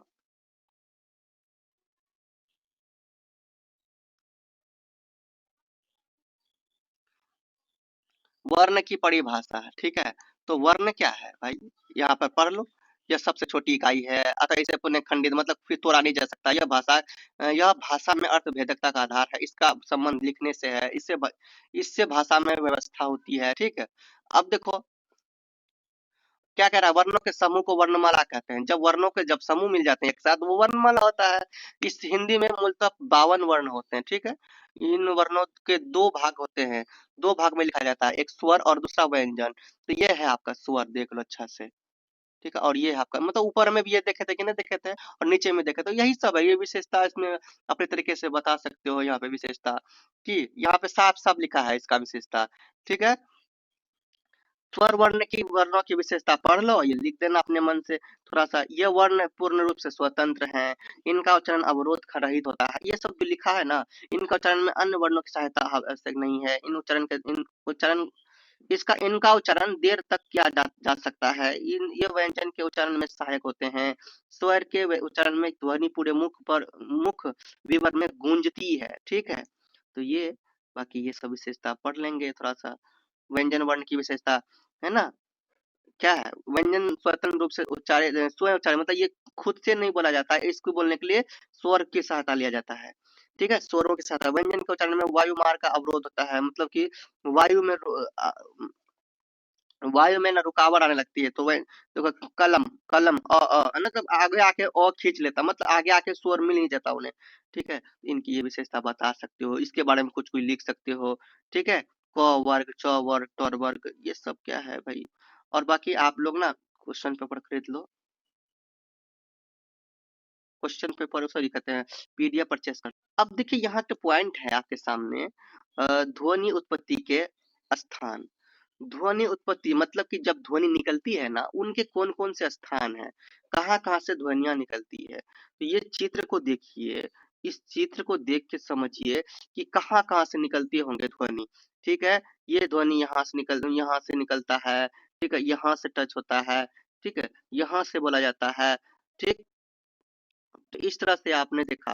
अब यहाँ पे इसके नाम भी लिखते हैं। कंठ मार्ग से ध्वनि निकलती है, भोजन नलिका से, स्वर यंत्र से, स्वर तंत्र मुख से, स्वर तंत्र से, अभिकाकल से, और नासिका विवर से, ठीक है। मुख विवर से, अली जिह्वा से, कंठ कोमल, तालु, मूर्धा, कठोर, तालुवत, दांत, ओष्ठ, जिह्वा, है ना, जिह्वोनक, जिह्वाग्र, जिह्वा, जिह्वा वत्स, जिह्वा मूल्य। तो यहाँ जो 1 2 3 4 जो लिखा है ना, ये वही सब है, ठीक है। तो ये आप लोग देख सकते हो, इसका चित्र बनाना चाहो वो भी बना सकते हो, एग्जाम में अगर आया है एक्सप्लेन करने के लिए तो कर सकते हो। इसका मतलब नहीं समझे कि जब हम कुछ बोलते हैं, जो आवाज मुंह और गले के अलग अलग भागों से निकलता है, यही हमारा क्या है, ध्वनि के स्थान, उच्चारण स्थान, ठीक है। तो देखिए, ध्वनि का गला से कंठ से भी निकलता है। जैसे कि मान लो कि हम लोग अगर बोलते हैं अ बोलेंगे, ठीक है, कंठ से भी निकलता है। अ तो निकलता कैसे, कंठ से, यानी निकलता है। आ बोलते हैं वो भी कंठ से निकलता है, क बोलते हैं कंठ से निकलता है, ख बोलते हैं कंठ से निकलता है, ठीक है। तो ये हम लोग कंठ बोल सकते हैं, कंठ तालु, है ना। उसके बाद दूसरा तालु, कंठ मैंने बोल दिया, अब उसका तालु, ठीक। तालु में क्या है कि तालु में क्या होता है, दूसरा पहला कंठ, दूसरा तालु। तालु में क्या होता है भैया कि ये मुंह के ऊपरी भाग से, ठीक है, मुंह के जो ऊपरी भाग है वो तालु होता है, और उसी से क्या होता है, निकलता है। जैसे कि मुंह के ऊपरी भाग है ना, आते आत आत नहीं बोलते हैं मुंह में। तो मुंह के तालु ऊपरी भाग से, जैसे बोलिए ना, बोलिए बोलिए बोलिए, चौ, बोलिए मेरे साथ, चौ, छ, ऊपरी भाग से वो बोल रहा है ना, देखो उच्चारण मतलब निकल रहा है ना। उसके बाद आपका आता है मूर्धा, जो प्रमुख है वो मैं बता रहा हूँ आपको, इसमें आप कंफ्यूज नहीं होंगे, वहाँ बहुत सारे लिखे हुए थे ना। मूर्धा, जैसे कि जीभ को ऊपर मोड़ कर निकली हुई दी, जैसे कि ट, जी को ओ, बोलिए ना, हम बोलिए बोलिए मूर्धा में क्या क्या आता है, बोलिए बोलिए कैसे, ट, ठ, ड, इटीसी, ठीक है। इस तरह से दंत में, दांतों से निकलता है, दांतों के पास, तो देखिए दांतों के पास से निकलता है ना, बोलिए बोलिए। अगला क्या है, दंत ना, बोलिए, त, दांत के पास से निकल रहा है ना, बोलिए थ, दांत के पास से निकल रहा है कि नहीं निकल रहा है, त थ, द, दांत के पास से निकल रहा है नहीं निकल रहा है। अगला है बच्चा, अगला है आपका ओष्ठ, है ना, ओष्ठ मतलब कि होंठ से, होंठ से निकलता है। प बोलिए, लिप से, है ना, प फ ब भ, ये सब कहाँ से निकलता है भाई? मुंह से निकलता है ना, वही सब लिप्स से निकलता है। यही है भाई, आप उच्चारण स्थान समझ गए। अब आगे बढ़, चलिए देखो, हमने जो भी इम्पोर्टेंट क्वेश्चंस होते हैं ना इनका बता दिया। अब नेक्स्ट खंड पे जाते हैं, ये खंड कंप्लीट। अब देखिए ये हमारा खंड 2 है, जो है हमारा हिंदी भाषा और संभाषण का सेकंड पार्ट, ठीक है। और यहाँ पे है हिंदी भाषा के व्याकरणिक इकाइयां, हिंदी वाक्य रचना, संभाषण के विविध रूप, ये सब है आपका। चलिए देखते हैं।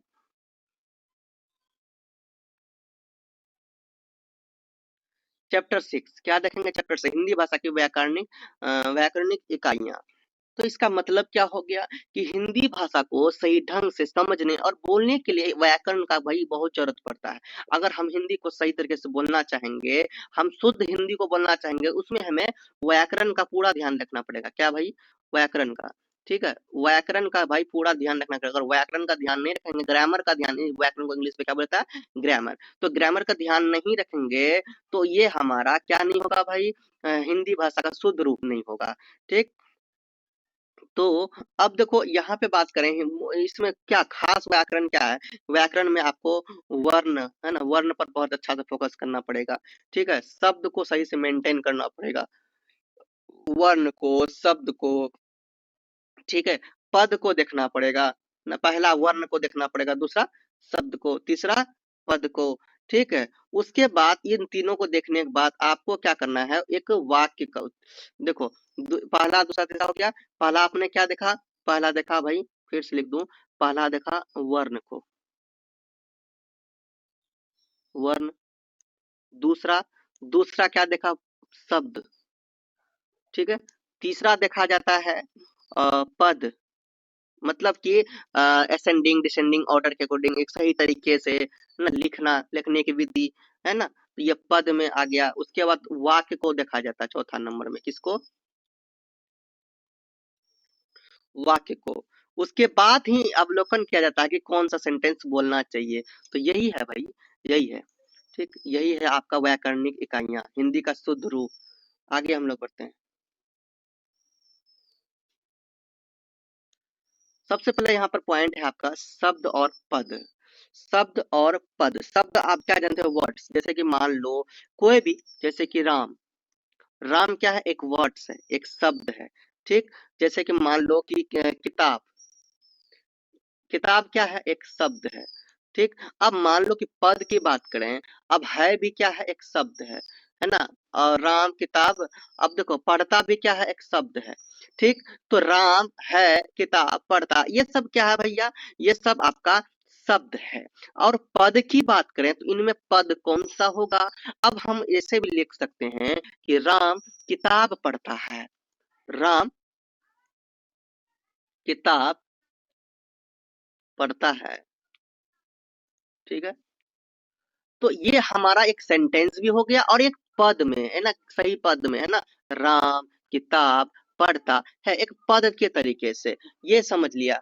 तो जब हम लोग इसको सही रूप देते हैं, जब कोई भी शब्द वाक्य में प्रयोग हो जाता है, तभी ये क्या कहलाएगा? पद कहलाएगा। राम किताब पढ़ता, अभी राम किताब पढ़ता, ये सब क्या था? एक वर्ड्स था। अब ये क्या बन गया? एक सेंटेंस। जब ये सेंटेंस बन जाएगा, वर्ड को सही तरीके से सेट करके लिख दिए और सेंटेंस का निर्माण हो गया, यही क्या कहलाएगा? यही पद कहलाएगा। कहानी खत्म इसका। अब हम लोग चलते हैं संज्ञा और उसके प्रकार। यहाँ पे देखिए क्या है? संज्ञा और इसके प्रकार। अब संज्ञा क्या हो भाई? संज्ञा क्या होता है? किसी व्यक्ति, वस्तु, स्थान, पशु, भाव, मतलब कोई खास व्यक्ति, वस्तु, स्थान के नामों को हम लोग क्या कहते हैं? संज्ञा, है ना। जैसे कि राम, मोहन, किताब, दिल्ली, गाय, खुशी, कोई नाम, कोई जगह, मतलब किसी व्यक्ति, वस्तु, स्थान के नाम को हम लोग, खास भी नहीं, नाम को हम लोग क्या कहेंगे? किसी भी व्यक्ति वस्तु स्थान के नाम को हम लोग क्या कहेंगे, कहेंगे संज्ञा। ठीक है। संज्ञा की अगर प्रकार की बात करें तो ये संज्ञा क्या है, संज्ञा और उसके प्रकार। तो संज्ञा की अगर प्रकार की बात करें तो पहला होता है संज्ञा के प्रकार। अगर संज्ञा की, ठीक है, संज्ञा के अगर प्रकार की बात करें तो पहला होता है व्यक्तिवाचक संज्ञा। पहला होता है स्टूडेंट्स व्यक्तिवाचक संज्ञा। पहला होता है व्यक्तिवाचक संज्ञा, मतलब कि किसी खास व्यक्ति, स्थान या वस्तु का जिसमें बोध होता है वो क्या कहलाएगा, व्यक्तिवाचक संज्ञा। जैसे कि राम, किसी खास व्यक्ति का नाम क्या है, राम है। ठीक है। भारत, गंगा, ये कोई चीज का खास नाम है। ठीक है। तो यही आपका क्या कहलाएगा, प्रोपर नाउन। ठीक है। मतलब कि व्यक्तिवाचक संज्ञा, यानी कि इंग्लिश ग्रामर में आप लोगों ने बचपन में पढ़ा होगा proper noun, common noun, abstract noun. ठीक है। तो प्रॉपर, कॉमन, एब्स्ट्रैक्ट, ये सब जो भी नाउन है, मटेरियल नाउन, तो ये सभी नाउन क्या है, ये सभी नाउन ही तो संज्ञा का प्रकार है। ठीक है। हिंदी में इसको बोलेंगे व्यक्तिवाचक संज्ञा, जातिवाचक संज्ञा। देखो दूसरा आपका यहाँ पर लिख ही देता हूँ, चलो। दूसरा आपका है जातिवाचक संज्ञा। जातिवाचक संज्ञा। ठीक है। मतलब कि जिसमें क्या होता है, पूरा एक ही जात, पूरा एक जात का बोध होता है, जिसमें क्या होता है, पूरा एक जाति का बोध होता है। ठीक है। तो वो क्या कहलाएगा, जातिवाचक संज्ञा, जिसमें पूरे जाति भर का बोध होता है।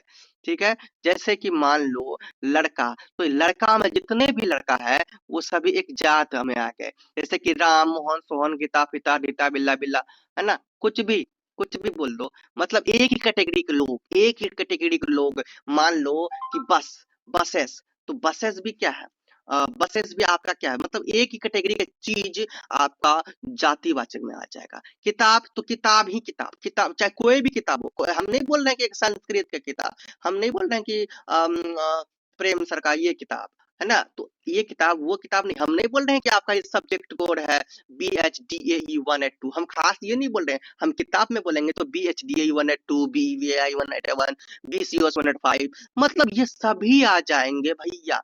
मतलब जितने भी एक जात में आ गए। शहर, देखो जाति भर का बोध क्या है, शहर आ गया, शहर में जितने भी शहर आएंगे वो आपका जातिवाचक संज्ञा। नदी, नदी में जितने नदी आएंगे, मतलब कोई खास एक नहीं है, तो कॉमन, समझ आ गया। जब खास रहेगा तो वो जातिवाचक हो नहीं, व्यक्तिवाचक हो जाएगा। ठीक है। जब खास आएगा तो क्या होगा, व्यक्तिवाचक संज्ञा। उसके बाद जातिवाचक संज्ञा। उसके बाद तीसरा प्रकार क्या है, तीसरा प्रकार है भैया, आप याद रखना, तीसरा है द्रव्यवाचक संज्ञा। ठीक है। तीसरा है द्रववाचक संज्ञा। तो द्रववाचक संज्ञा में क्या आ जाएगा भैया, द्रववाचक मुझे कोई सामान का, मटेरियल, कोई भी चीज मटेरियल वाला आ जाए, कोई सामान का। तो सामान ही क्या है, सामान, कोई सामानों का नाम, ये सब क्या है भाई, मटेरियल में, जैसे पानी, दूध, सोना, है ना, चांदी। तो ये सब कोई सामान को हम लोग क्या कहेंगे, जो उसमें सामान हो, जैसे नापा या तोला जाएगा। तो ये सब हमारा क्या है, ये सब द्रव्यवाचक संज्ञा में आता है। उसके बाद आपका हम लेते हैं एब्स्ट्रैक्ट नाउन। ठीक है। चौथा क्या है, एब्स्ट्रैक्ट नाउन, मतलब कि भाववाचक संज्ञा।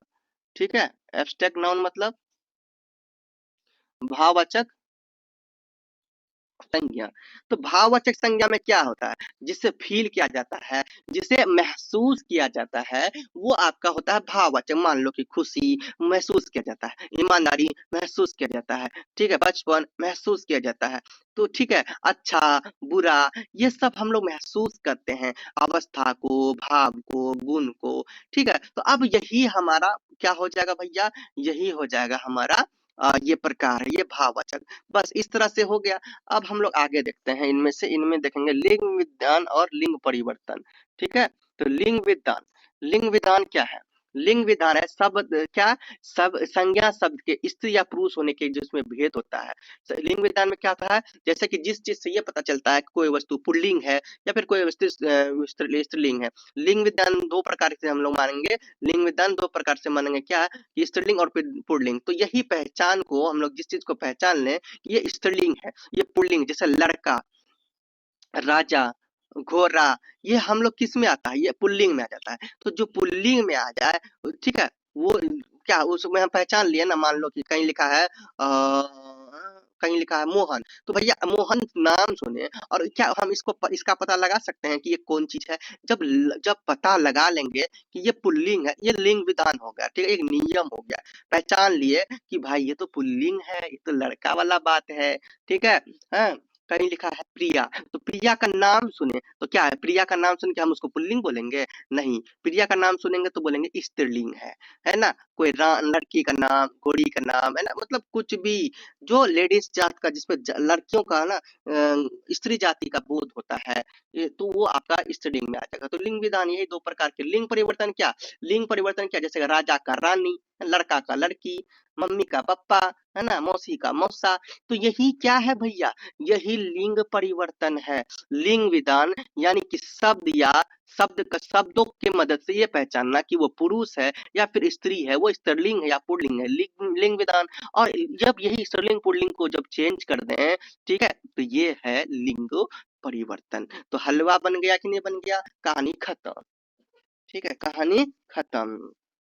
अब इसमें एक इम्पोर्टेंट और भी आता है, इम्पोर्टेंट वचन विज्ञान। तो वचन विज्ञान पूछे नहीं जाएंगे, ठीक है, इसको हटा दो। वैसा चलो देख लेते हैं, वचन विधान को भी हम लोग समझ ही लेते हैं। तो वचन विधान की बात करें तो दो प्रकार के आपने वचन सुना ना, एक वचन बहुवचन, है ना, एक वचन बहुवचन, सुना होगा कि नहीं सुना होगा, एक वचन बहुवचन।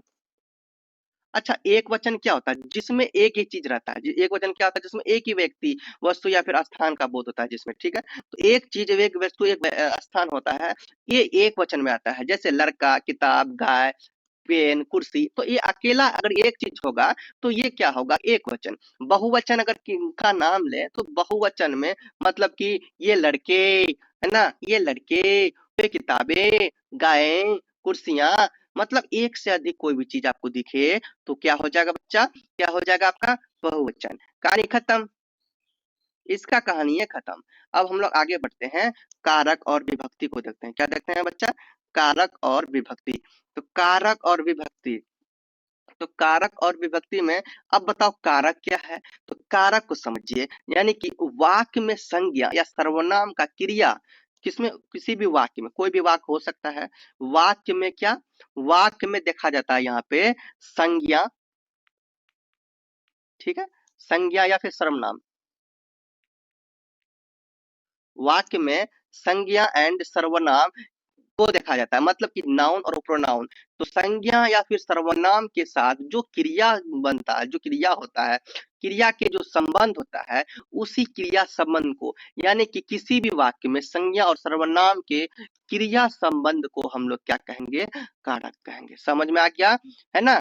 यानी कि काम कौन कर रहा है, किस पर काम हो रहा है, किसके लिए हो रहा है, यह कारक ही बताता है। ये कारक के अकॉर्डिंग ही हम लोग जान सकते हैं। तो अब देखो यहाँ पे कारक की भाद क्या, कारक के भेद भी आ गया। कारक के प्रकार, तो कारक के प्रकार में जैसे कर्म कारक, ठीक है, कारक के प्रकार में हम लोग कर्ता कारक, है ना, कर्ता, कर्ता कारक, कर्म कारक। तो मैं आपको दिखाता हूँ, एक मिनट।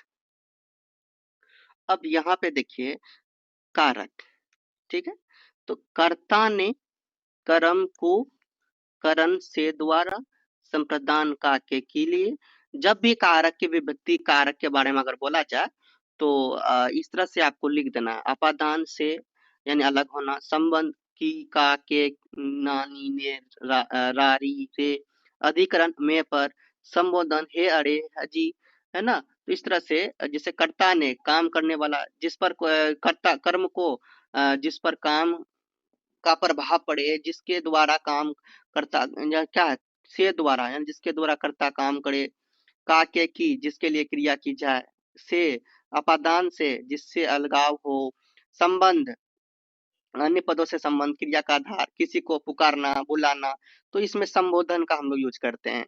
तो यही है आपका, क्या है भाई, यही है आपका कारक, ठीक। तो ये कारक के प्रकार हो गए, 8 प्रकार। कौन कौन, कर्ता, कर्ता ने कर्म को, है ना, यानी कर्ता, कर्म, करण, कर्ता कारक, कर्म कारक, करण कारक, संप्रदान कारक, अपादान कारक, संबंध कारक, अधिकरण कारक और संबोधन कारक, यही कारक के प्रकार हैं। तो इसमें एक डाउट और था कि विभक्ति, है ना, क्या विभक्ति, तो विभक्ति क्या है? जिसको पहचानने का ना, कारक को जिसके द्वारा पहचाना जाए, जिसके द्वारा पहचाना जाता है वो विभक्ति। जैसे कि कर्ता, कर्ता ने, तो यहाँ पे विभक्ति, यहाँ चिन्ह को बोला जाएगा, ये चिन्ह है ना, कर्ता ने, ठीक है, ने कर्म को, है ना, से द्वारा, का के की, से, है ना, का की के, ना, नी, रा, री, रे, में, पर, हे, अरे, तो यह सब क्या है भाई? यही सब आपका विभक्ति है। कहानी को समझ में, सॉरी, कहानी समझ में, कारक वाला समझ में आ गया क्या होता है कारक। देखिए मैंने आप लोगों को कितना मेहनत से समझाया, बहुत इंपॉर्टेंट पॉइंट को मैंने आपको समझाया।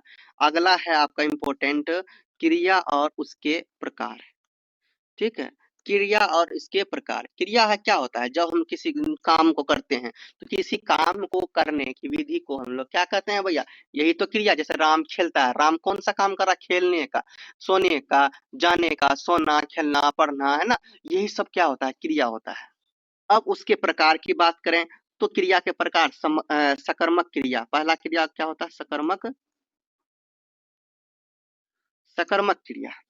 ठीक है, जिस क्रिया का असर किसी वस्तु या किसी वस्तु या फिर व्यक्ति पर पड़ता है, उसे हम लोग क्या कहेंगे? सकर्मक क्रिया। जैसे कि राम, राम क्या करता है? फल खाता है। राम फल खाता है। ठीक है, तो यहाँ फल का, फल पर असर पड़ रहा है। राम का जो असर किस पर कर रहा है? पड़ रहा है फल पर।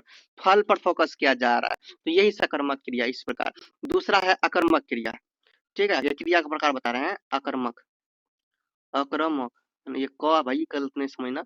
अक्रमक क्रिया हम लोग ना ऐसे लिखते थे बचपन में। ठीक है, तो अकर्मक क्रिया, अकर्मक क्रिया क्या है? जिस क्रिया का असर किसी दूसरे पर पड़ जाता है। जैसे कि मान लो कि बच्चा सोता है, बच्चा सोता है, तो यहाँ पे क्या हो रहा है? यहाँ हम पर नहीं, हम नहीं कर रहे हैं, कोई चीज नहीं, बच्चा क्या कर रहा है भाई? बच्चा क्या कर रहा है यहाँ पर? सो रहा है। ठीक, उसके बाद आपका आता है मुख्य क्रिया। मुख्य क्रिया, ठीक है, तो मुख्य क्रिया क्या है? जो वाक्य मुख्य का काम बताए, मुख्य काम बताए। जैसे कि मुख्य काम क्या? तो वो मान लो कि सीता, या फिर मान लो कि वह स्कूल जाता है,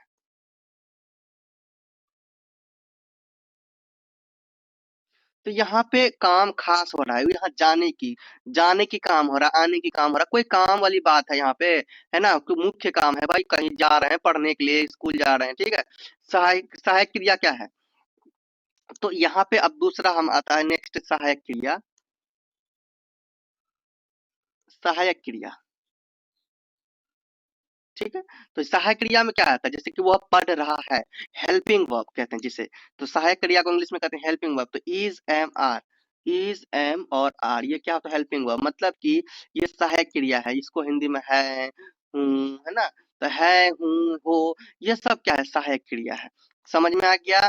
यानी आसान से ये समझो कि जिस शब्द से काम या फिर अवस्था, ये सब क्या क्या हो, पता चले, उसे हम लोग क्रिया कहेंगे। क्रिया कितने प्रकार के? मुख्य 4 प्रकार के होते हैं। सकर्मक क्रिया, अकर्मक क्रिया, मुख्य क्रिया, फिर सहायक क्रिया। ठीक, और हो गया कंप्लीट। अब हम लोग इसमें कुछ इंपॉर्टेंट नहीं पढ़ने वाले हैं। चलो, इसमें हम लोग कुछ इंपॉर्टेंट नहीं पढ़ने वाले हैं।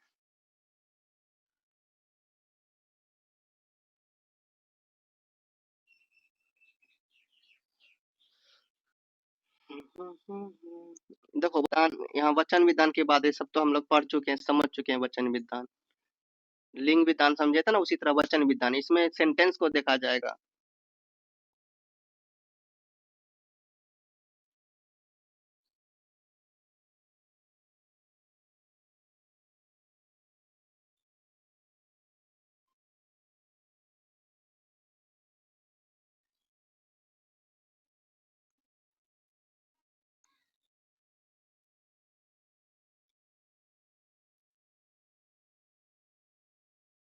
बहुत बड़ा चैप्टर है भाई, छठा चैप्टर बहुत बड़ा है।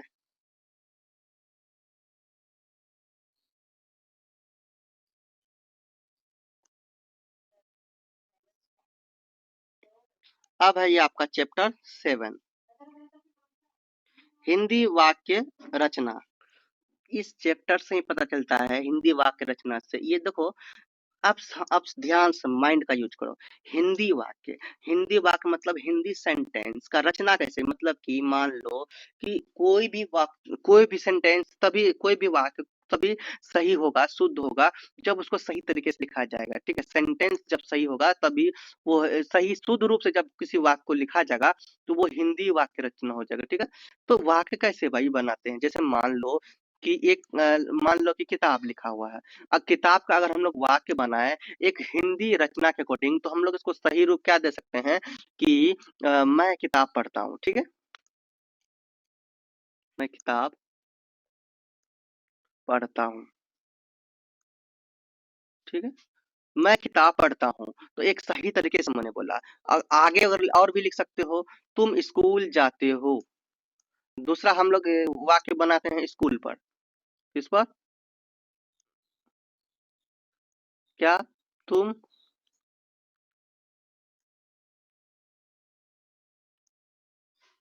तुम स्कूल जाते हो।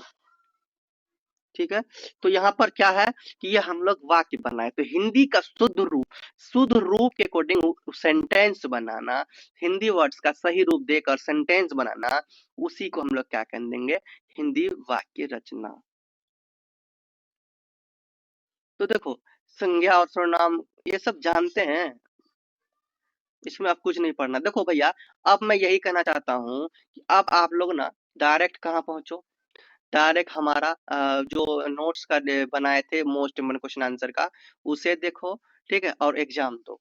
बाकी अब कोई दिक्कत नहीं है, जो भी इम्पोर्टेंट टॉपिक थे मैंने आपको बता दिया।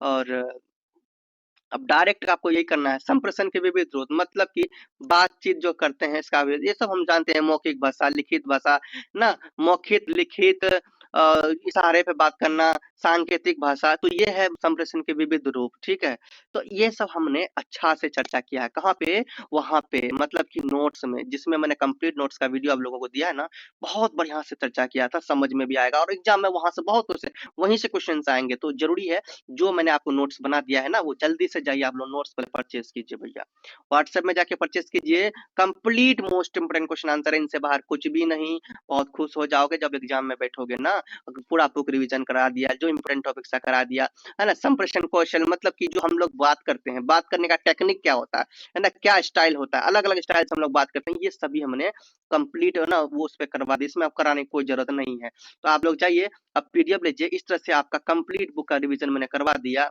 खत्म। कंप्लीट बुक का रिवीजन करा दिया। व्हाट्सएप में आपको डिस्क्रिप्शन में व्हाट्सएप के इस डिस्क्रिप्शन में आपको व्हाट्सएप नंबर दिख रहे होंगे। ठीक है, तो व्हाट्सएप नंबर फिर यहाँ लिख दूं 7870000594594 इस पे जाके मैसेज करो, आप नोट्स लो और एग्जाम दो, बहुत अच्छा एग्जाम जाएगा। और जो भी सब्जेक्ट कोड है ना, BSDA 182 के बाद एग्जाम बनेंगे, जो भी सब्जेक्ट कोड है सभी सब्जेक्ट का एक ही बार में ले लो, बहुत ही सही प्राइस में आपको मिल जाएगा और ये बहुत ही हेल्पफुल रहेगा, बहुत ही हेल्पफुल। देखो कहीं जाते हो तो 200 300 500 हजार खर्चा होता ही नहीं, तो कहीं घूमने जाओ, लेकिन ये लाइव बनाने के लिए आपको परचेज करना है, बहुत ही सही प्राइस पे जाके परचेज कीजिए, एग्जाम दीजिए, बहुत अच्छा जाएगा एग्जाम। और चैनल को अभी तक सब्सक्राइब नहीं किया, सब्सक्राइब कीजिए, वीडियो को शेयर कीजिए। मिलते हैं नेक्स्ट वीडियो, बाय। जन बोलिए, प्रेम से रहो, प्रेम से पढ़ो, प्रेम से बोलो।